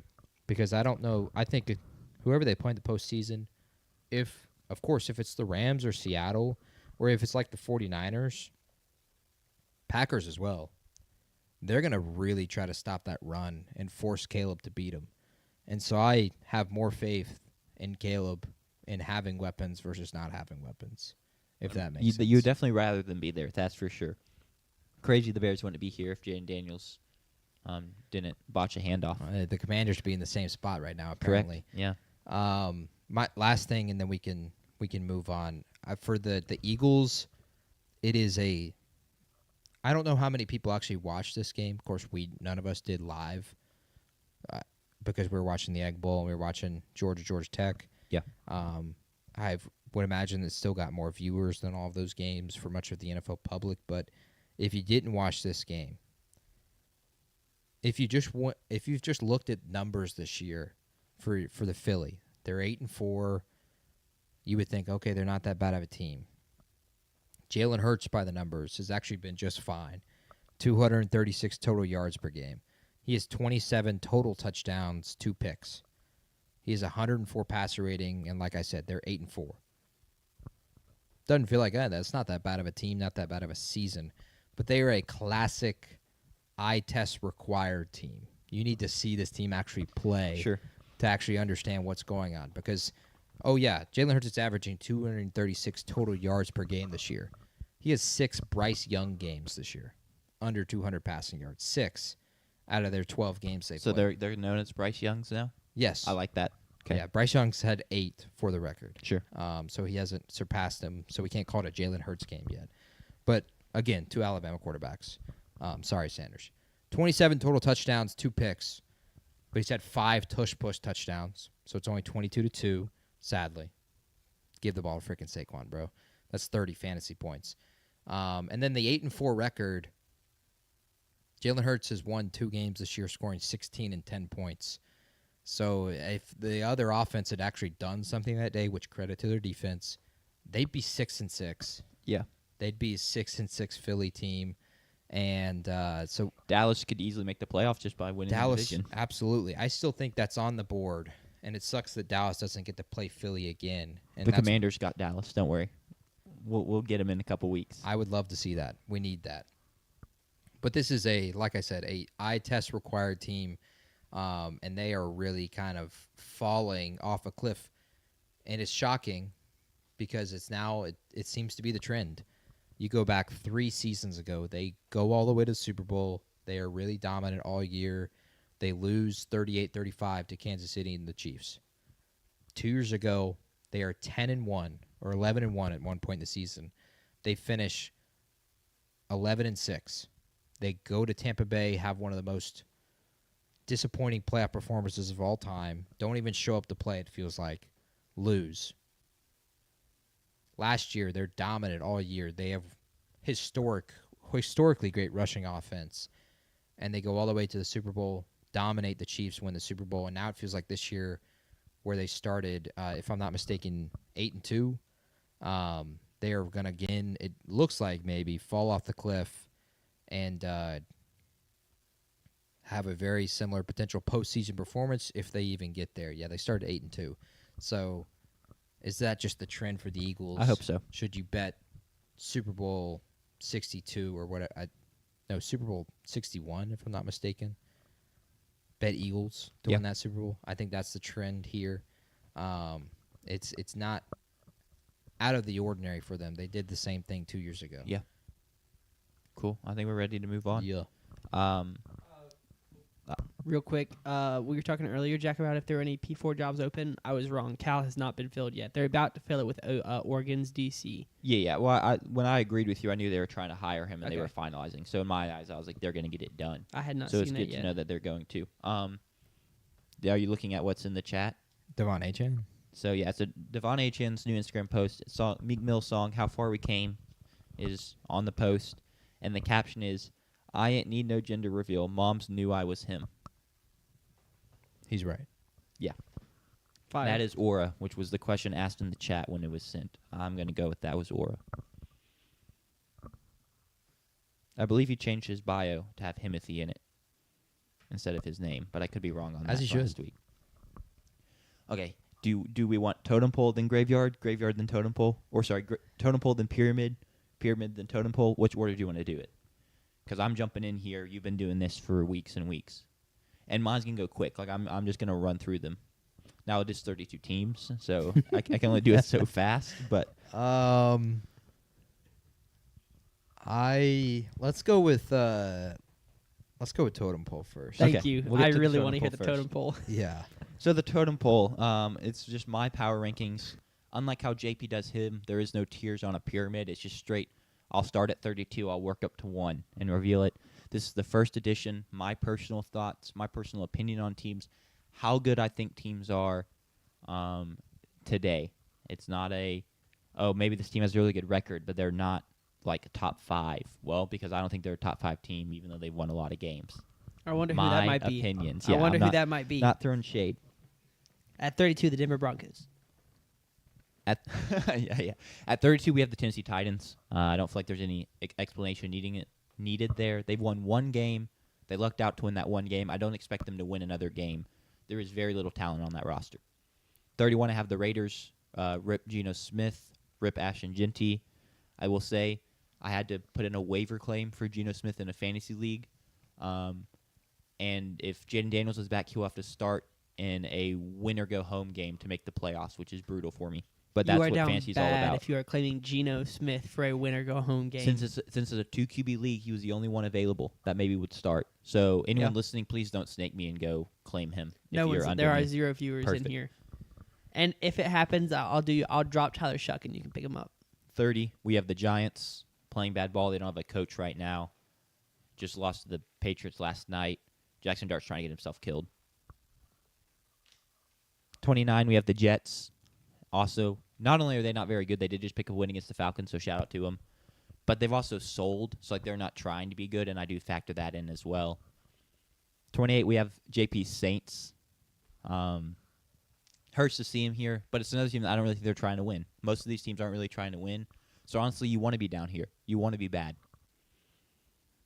27, we have the Cardinals. Another diabolical team. I believe they also only have 3 wins. You lost to the team on the bottom of the totem pole. That almost is worthy of you being on the bottom of the totem pole yourself. But instead, you can be here at 27.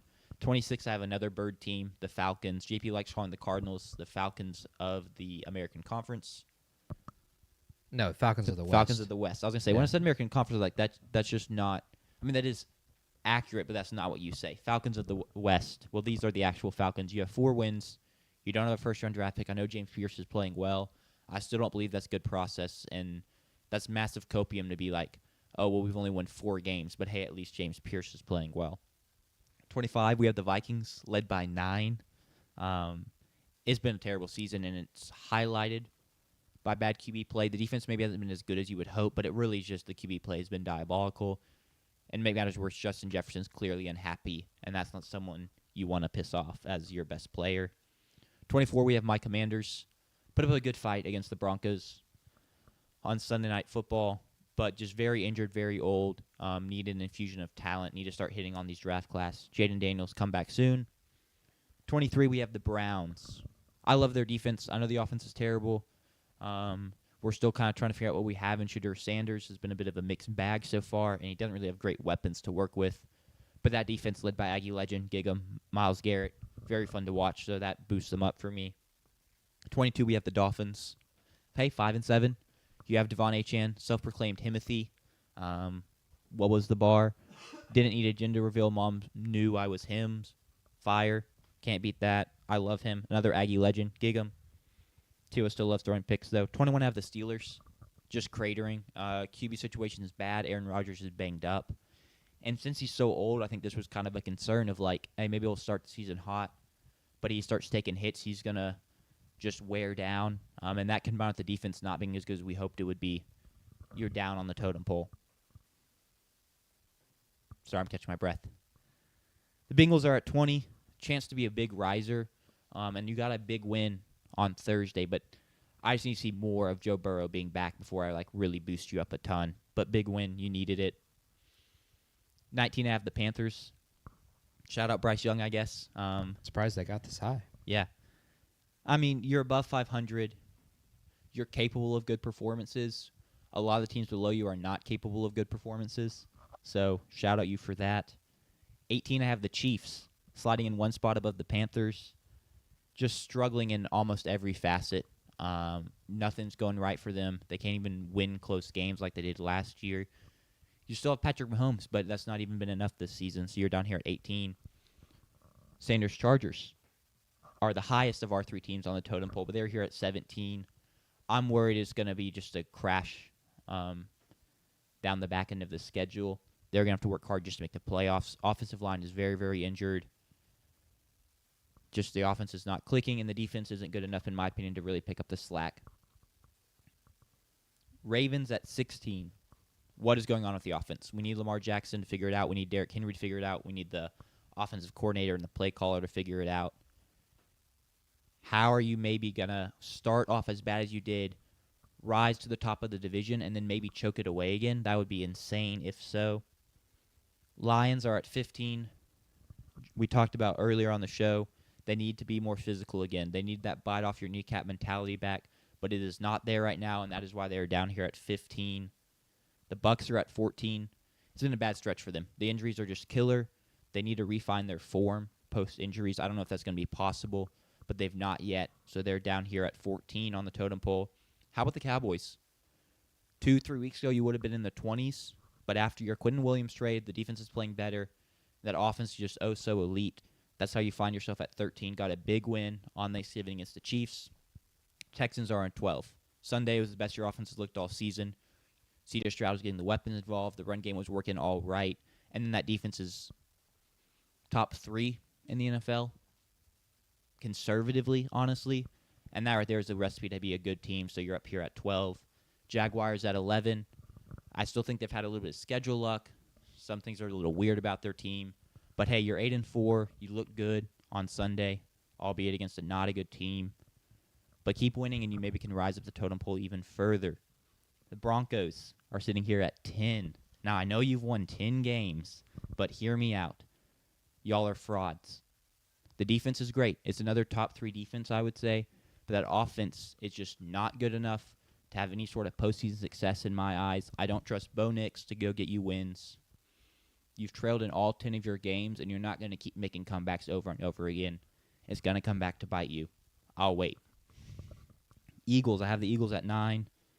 There are questions to be asked.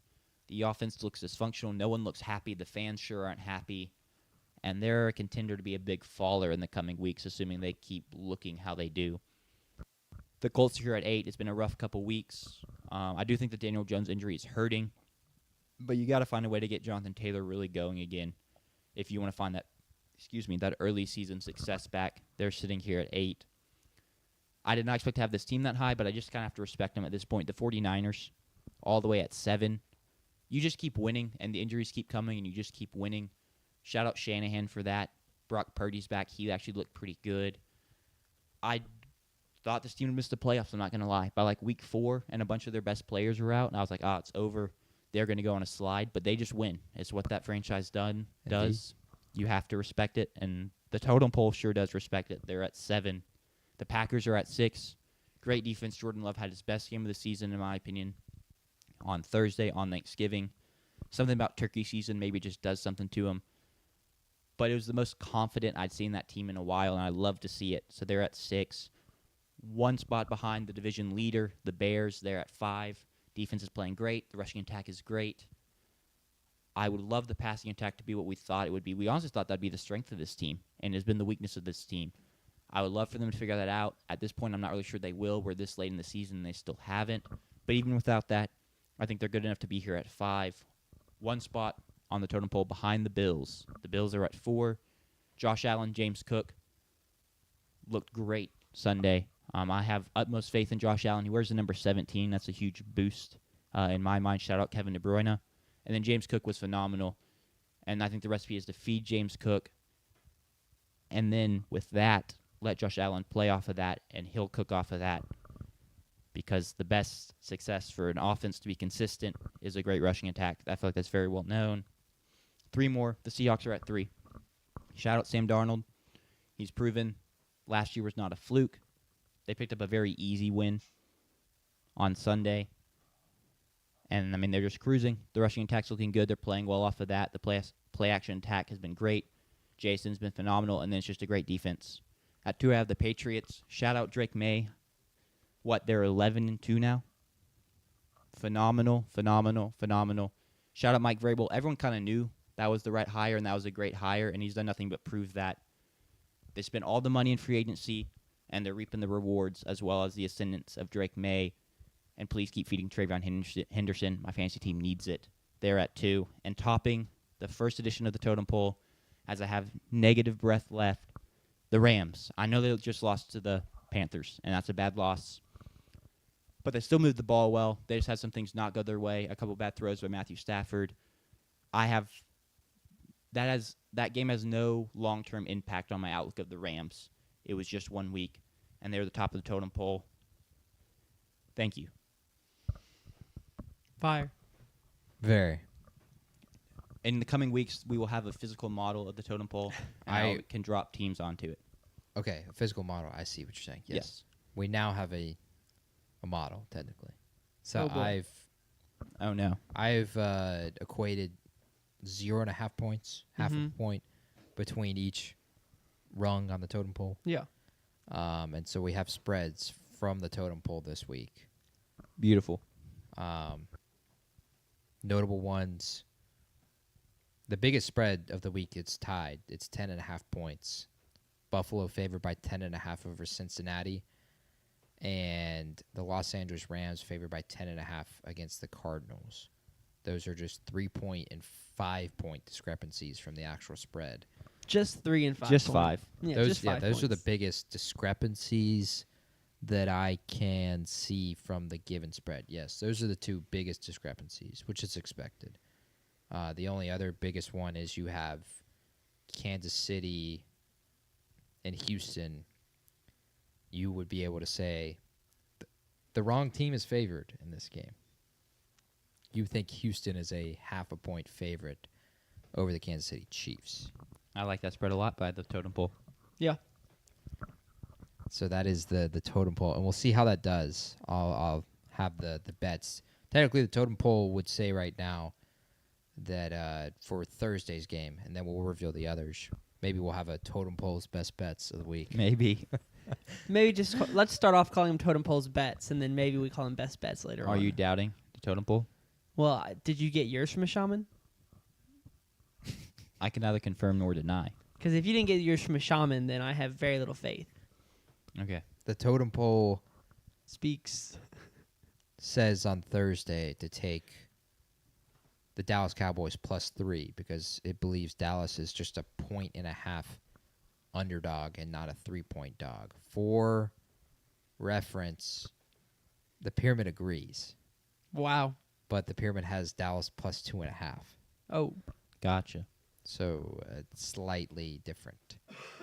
Sure. I can't wait. Let's go ahead and get into the pyramid now. Let's do it. Yes. With a pit stop at the graveyard. With the pit yes, a pit stop at the graveyard. We have a new tombstone that has been added. Maybe we'll take the creative liberty next week to put 9 up there instead because he has become the laughing stock of the league. Biggest meme in a while.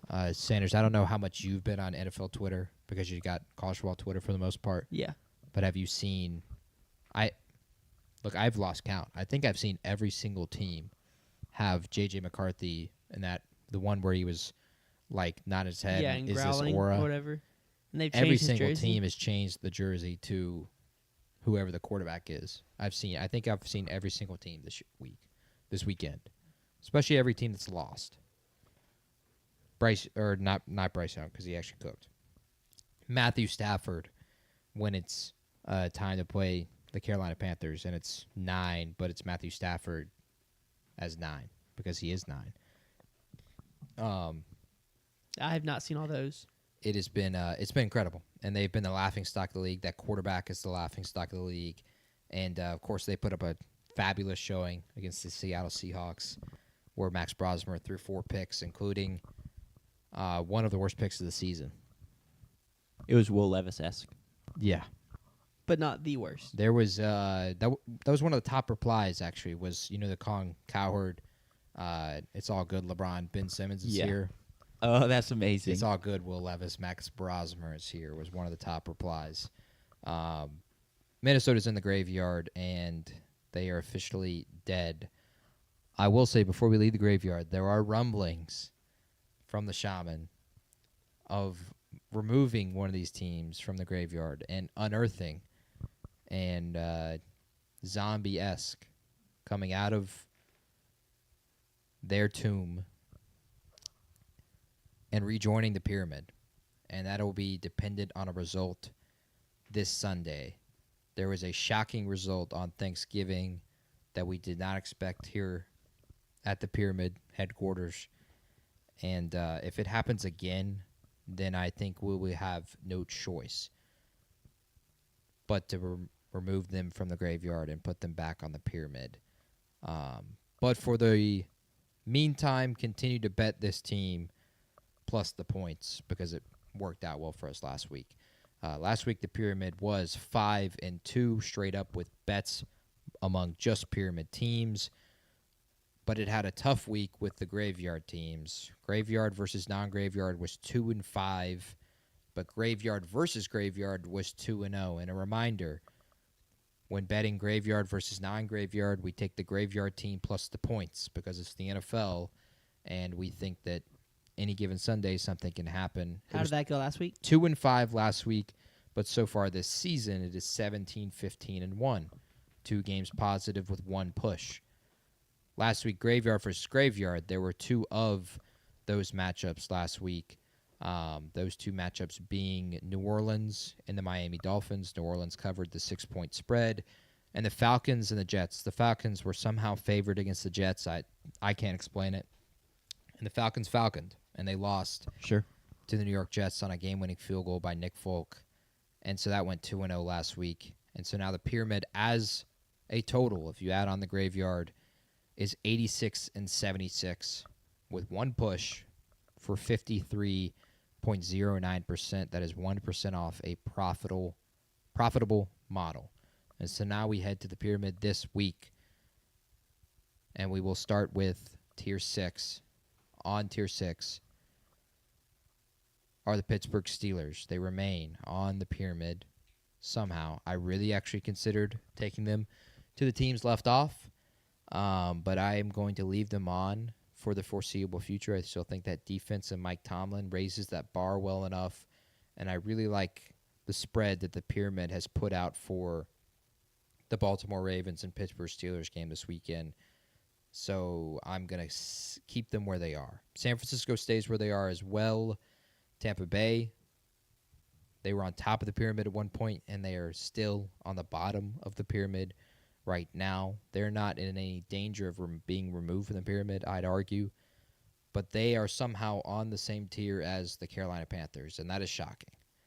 Carolina has rejoined the pyramid. I have no choice but to add them back. And Sanders asked in the chat, he had not seen the game. He was doing the women's basketball game, but he asked, with Carolina's win, do I have to offer an apology for leaving them off the pyramid? And the answer is no, because the pyramid was right last week. Yes, the Rams were the top team on the pyramid, and Carolina was left off. But we had Carolina plus 9.5, and the spread closed at Carolina plus 10. Half of a point difference, but it's enough to lean one way, and we got it right, even with Carolina winning. It was one of our 5 wins last week. So I'm not apologizing because the pyramid was right. And we'll see if the pyramid is right this week with Carolina's game. On to Tier 5. Tier 5. Jacksonville's there as well. Nothing much to say about them. They beat the Titans. This is where we have some actual big movements and some kind of shocking movements.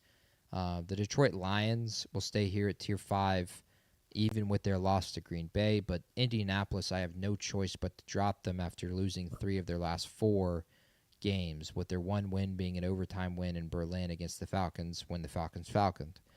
It's not a good showing whatsoever.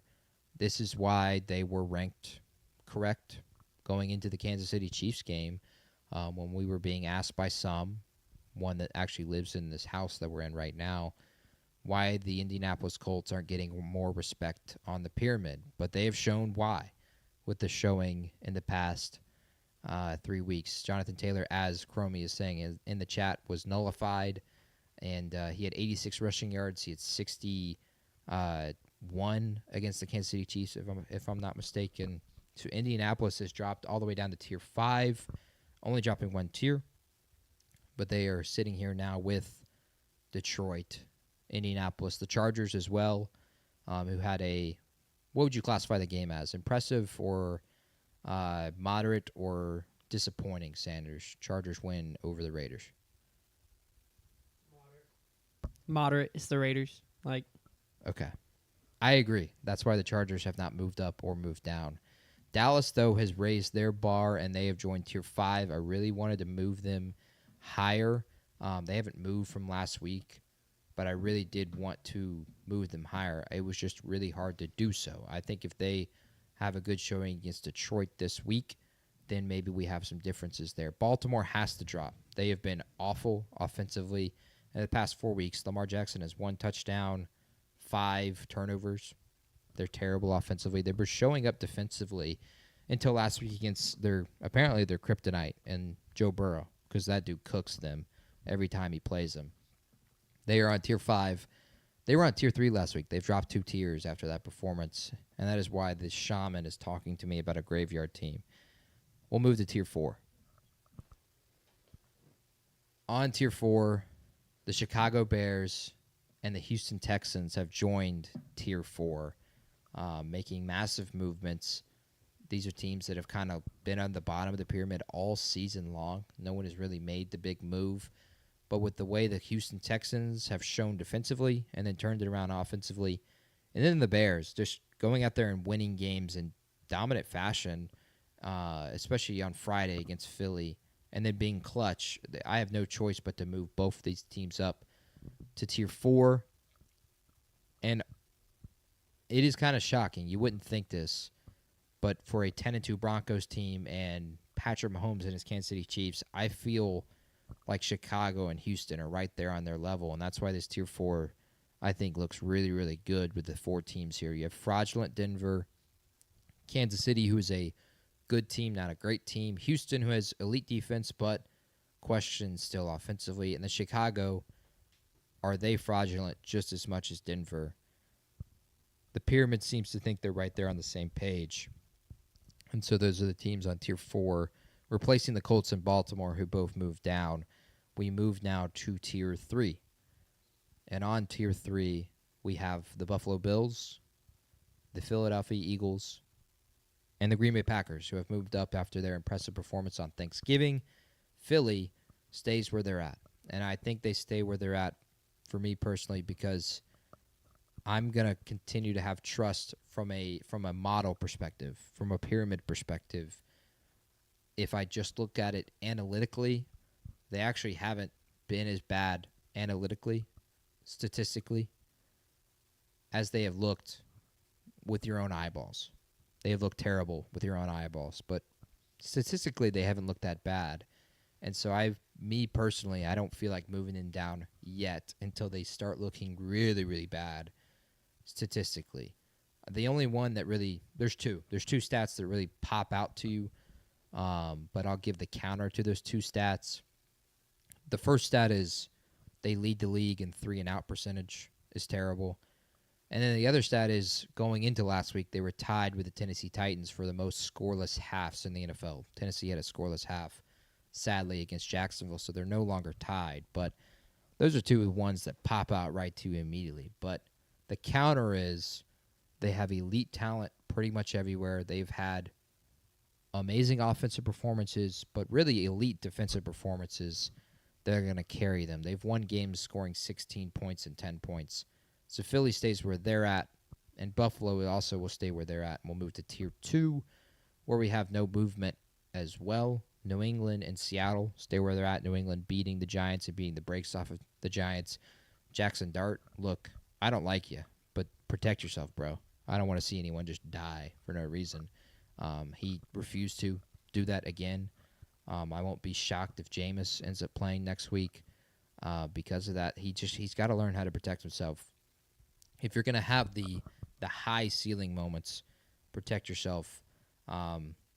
Because for him, it's not like with Cam Newton, which Cam Newton talked a ton about him this week, Jackson Dart, on First Take, which no one watches First Take, so this is the first time anyone's heard that this was actually being talked about.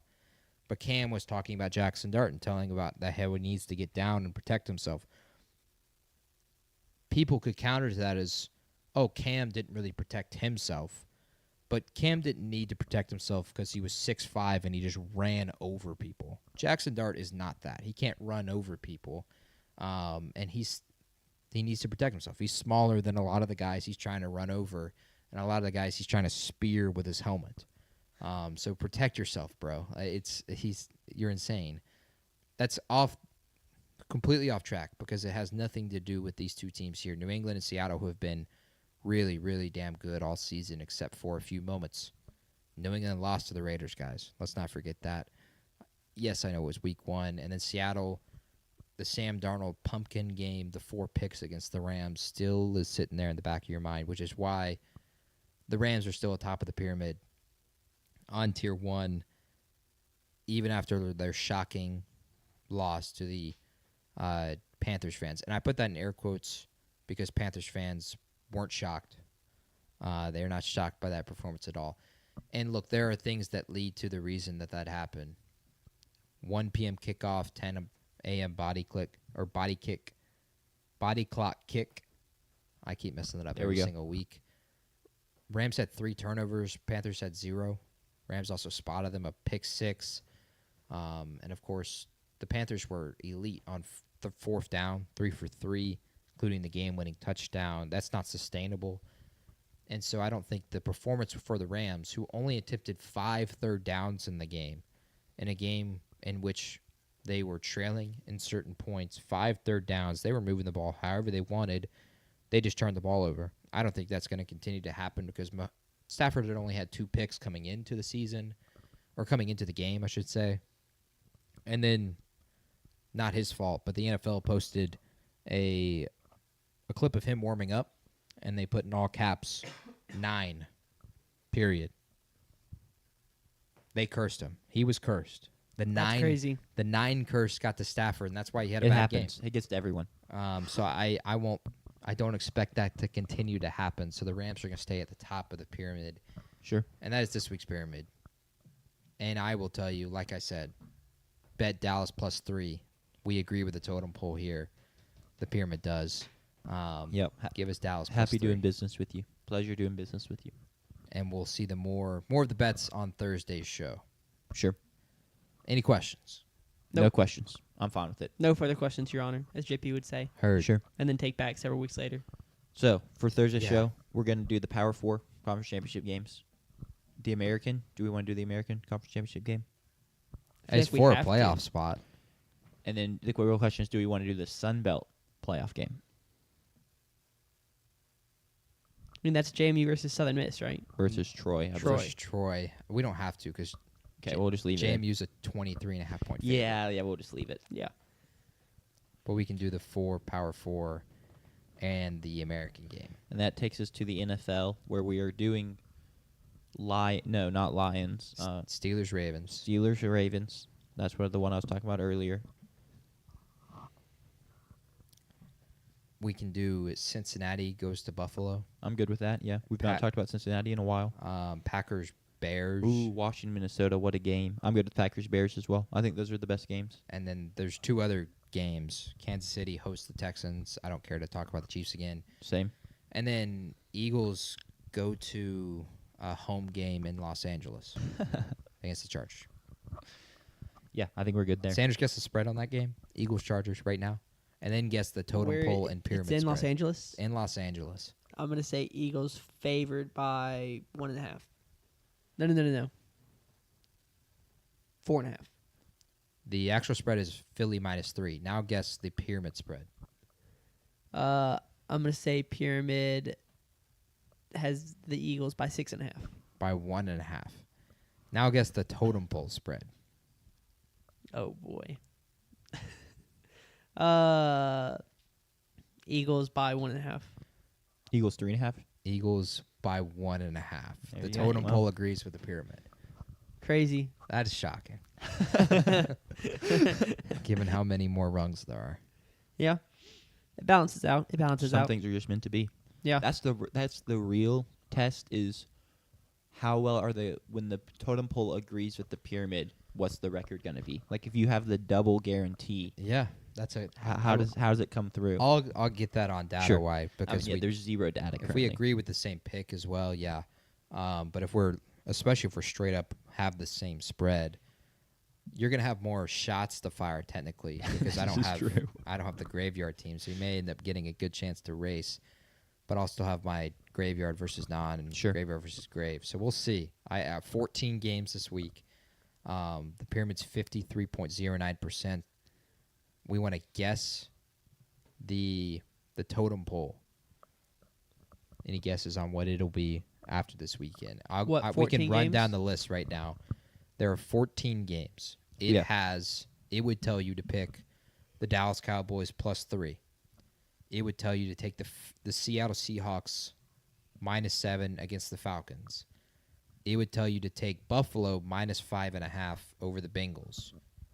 It would tell you to take Cleveland -4.5 over the Titans. It would tell you to take 9. 9 would be a 2-point favorite against the Washington Commanders in Minnesota. It would tell you to take the New York Jets +2.5. Tampa Bay -8.5 versus the New Orleans Saints. Jacksonville +1.5. It has the wrong team. It thinks the wrong team is favored in the Indianapolis game, which I agree. And the pyramid agrees. Pittsburgh, Baltimore, one of the games we're previewing. Totem pole as the spread is Baltimore -5, meaning you would take Pittsburgh +6. Denver, Las Vegas, it has Denver as an 8-point favorite, meaning you would want you to bet Denver -7.5 in Las Vegas. It would like you to bet Chicago +6.5 against the Green Bay Packers in Green Bay. It would like you to bet Rams -7.5 against the Cardinals. And then it would like Houston as the favorite in the Kansas City Chiefs game. So Houston +3.5. And Philly, it would tell you to take the Chargers +3. 14 games. Any guesses? Well, I mean, as someone that put together that list, I actually like a lot of what it's telling me to do. So you think 14-0? I'll go. So 14 games. I'll say 9-5. I'm hoping for 9-5. I'm gonna say 6-8. I'm gonna go 7-7. I think it goes right down the middle. But I can't wait to track all that. It's gonna be a blast. What do y'all think about the allegations of LeBron James stat padding last night, hitting the 3, looking at the scoreboard, and then checking out immediately? I'm fine with it. If he's going for the 10-point record, the game straight of 10+ points, I'm fine with it. I don't care. Yeah, that's what he did. It was a busted game. No one will remember that. No one will remember him stat padding on December 1st, 2025 when we talk about LeBron's legacy. Yeah. Yeah, that game did a lot for negative of LeBron's legacy. What's the biggest negative of LeBron's legacy? Losing to the Mavs. Yeah, 100%. In 2011. Tough. Or the Lamite controversy.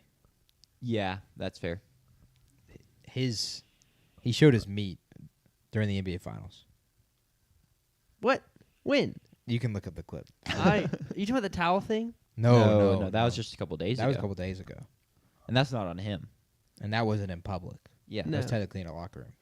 He showed it in public. And live on TV. Yeah. It's a true story. If Chromie's here, he can back us up. Yeah, I don't know if I believe that one. It's losing the finals to the Mavs and playing terribly. Yeah. It's the worst thing for his legacy. 100%. All right. That's it. Thanks to everyone who tuned in. Sub 3 hours. Sub 3 hours. It's light work. It's too easy. I can't wait to see what the totem pole does. I hope the pyramid has continued success. This is not a competition. It's two separate models. Yeah. To do Two good different work. shaman. Yeah. All right, that's up to Jack. I have my own shaman. It's to be determined who helps me make the totem pole. I have to keep that under wraps for now. They've asked me to remain anonymous because that way, if it goes poorly, they can be absolved of any. You got to protect your sources. Yes, any blame. slander, blame, heat. So they've asked me to remain quiet on who it is for now. I may need a nap. I've been yawning all show. I'm tired. Fair. Thanks to everyone who tuned in. We'll be back for you all Thursday to preview this upcoming slate, which is conference championship games for college football. Very exciting. And then just another week of NFL football, which is always exciting. So just another week. It's still a pleasure that we get that. We hope to see you all Thursday. Peace. See ya.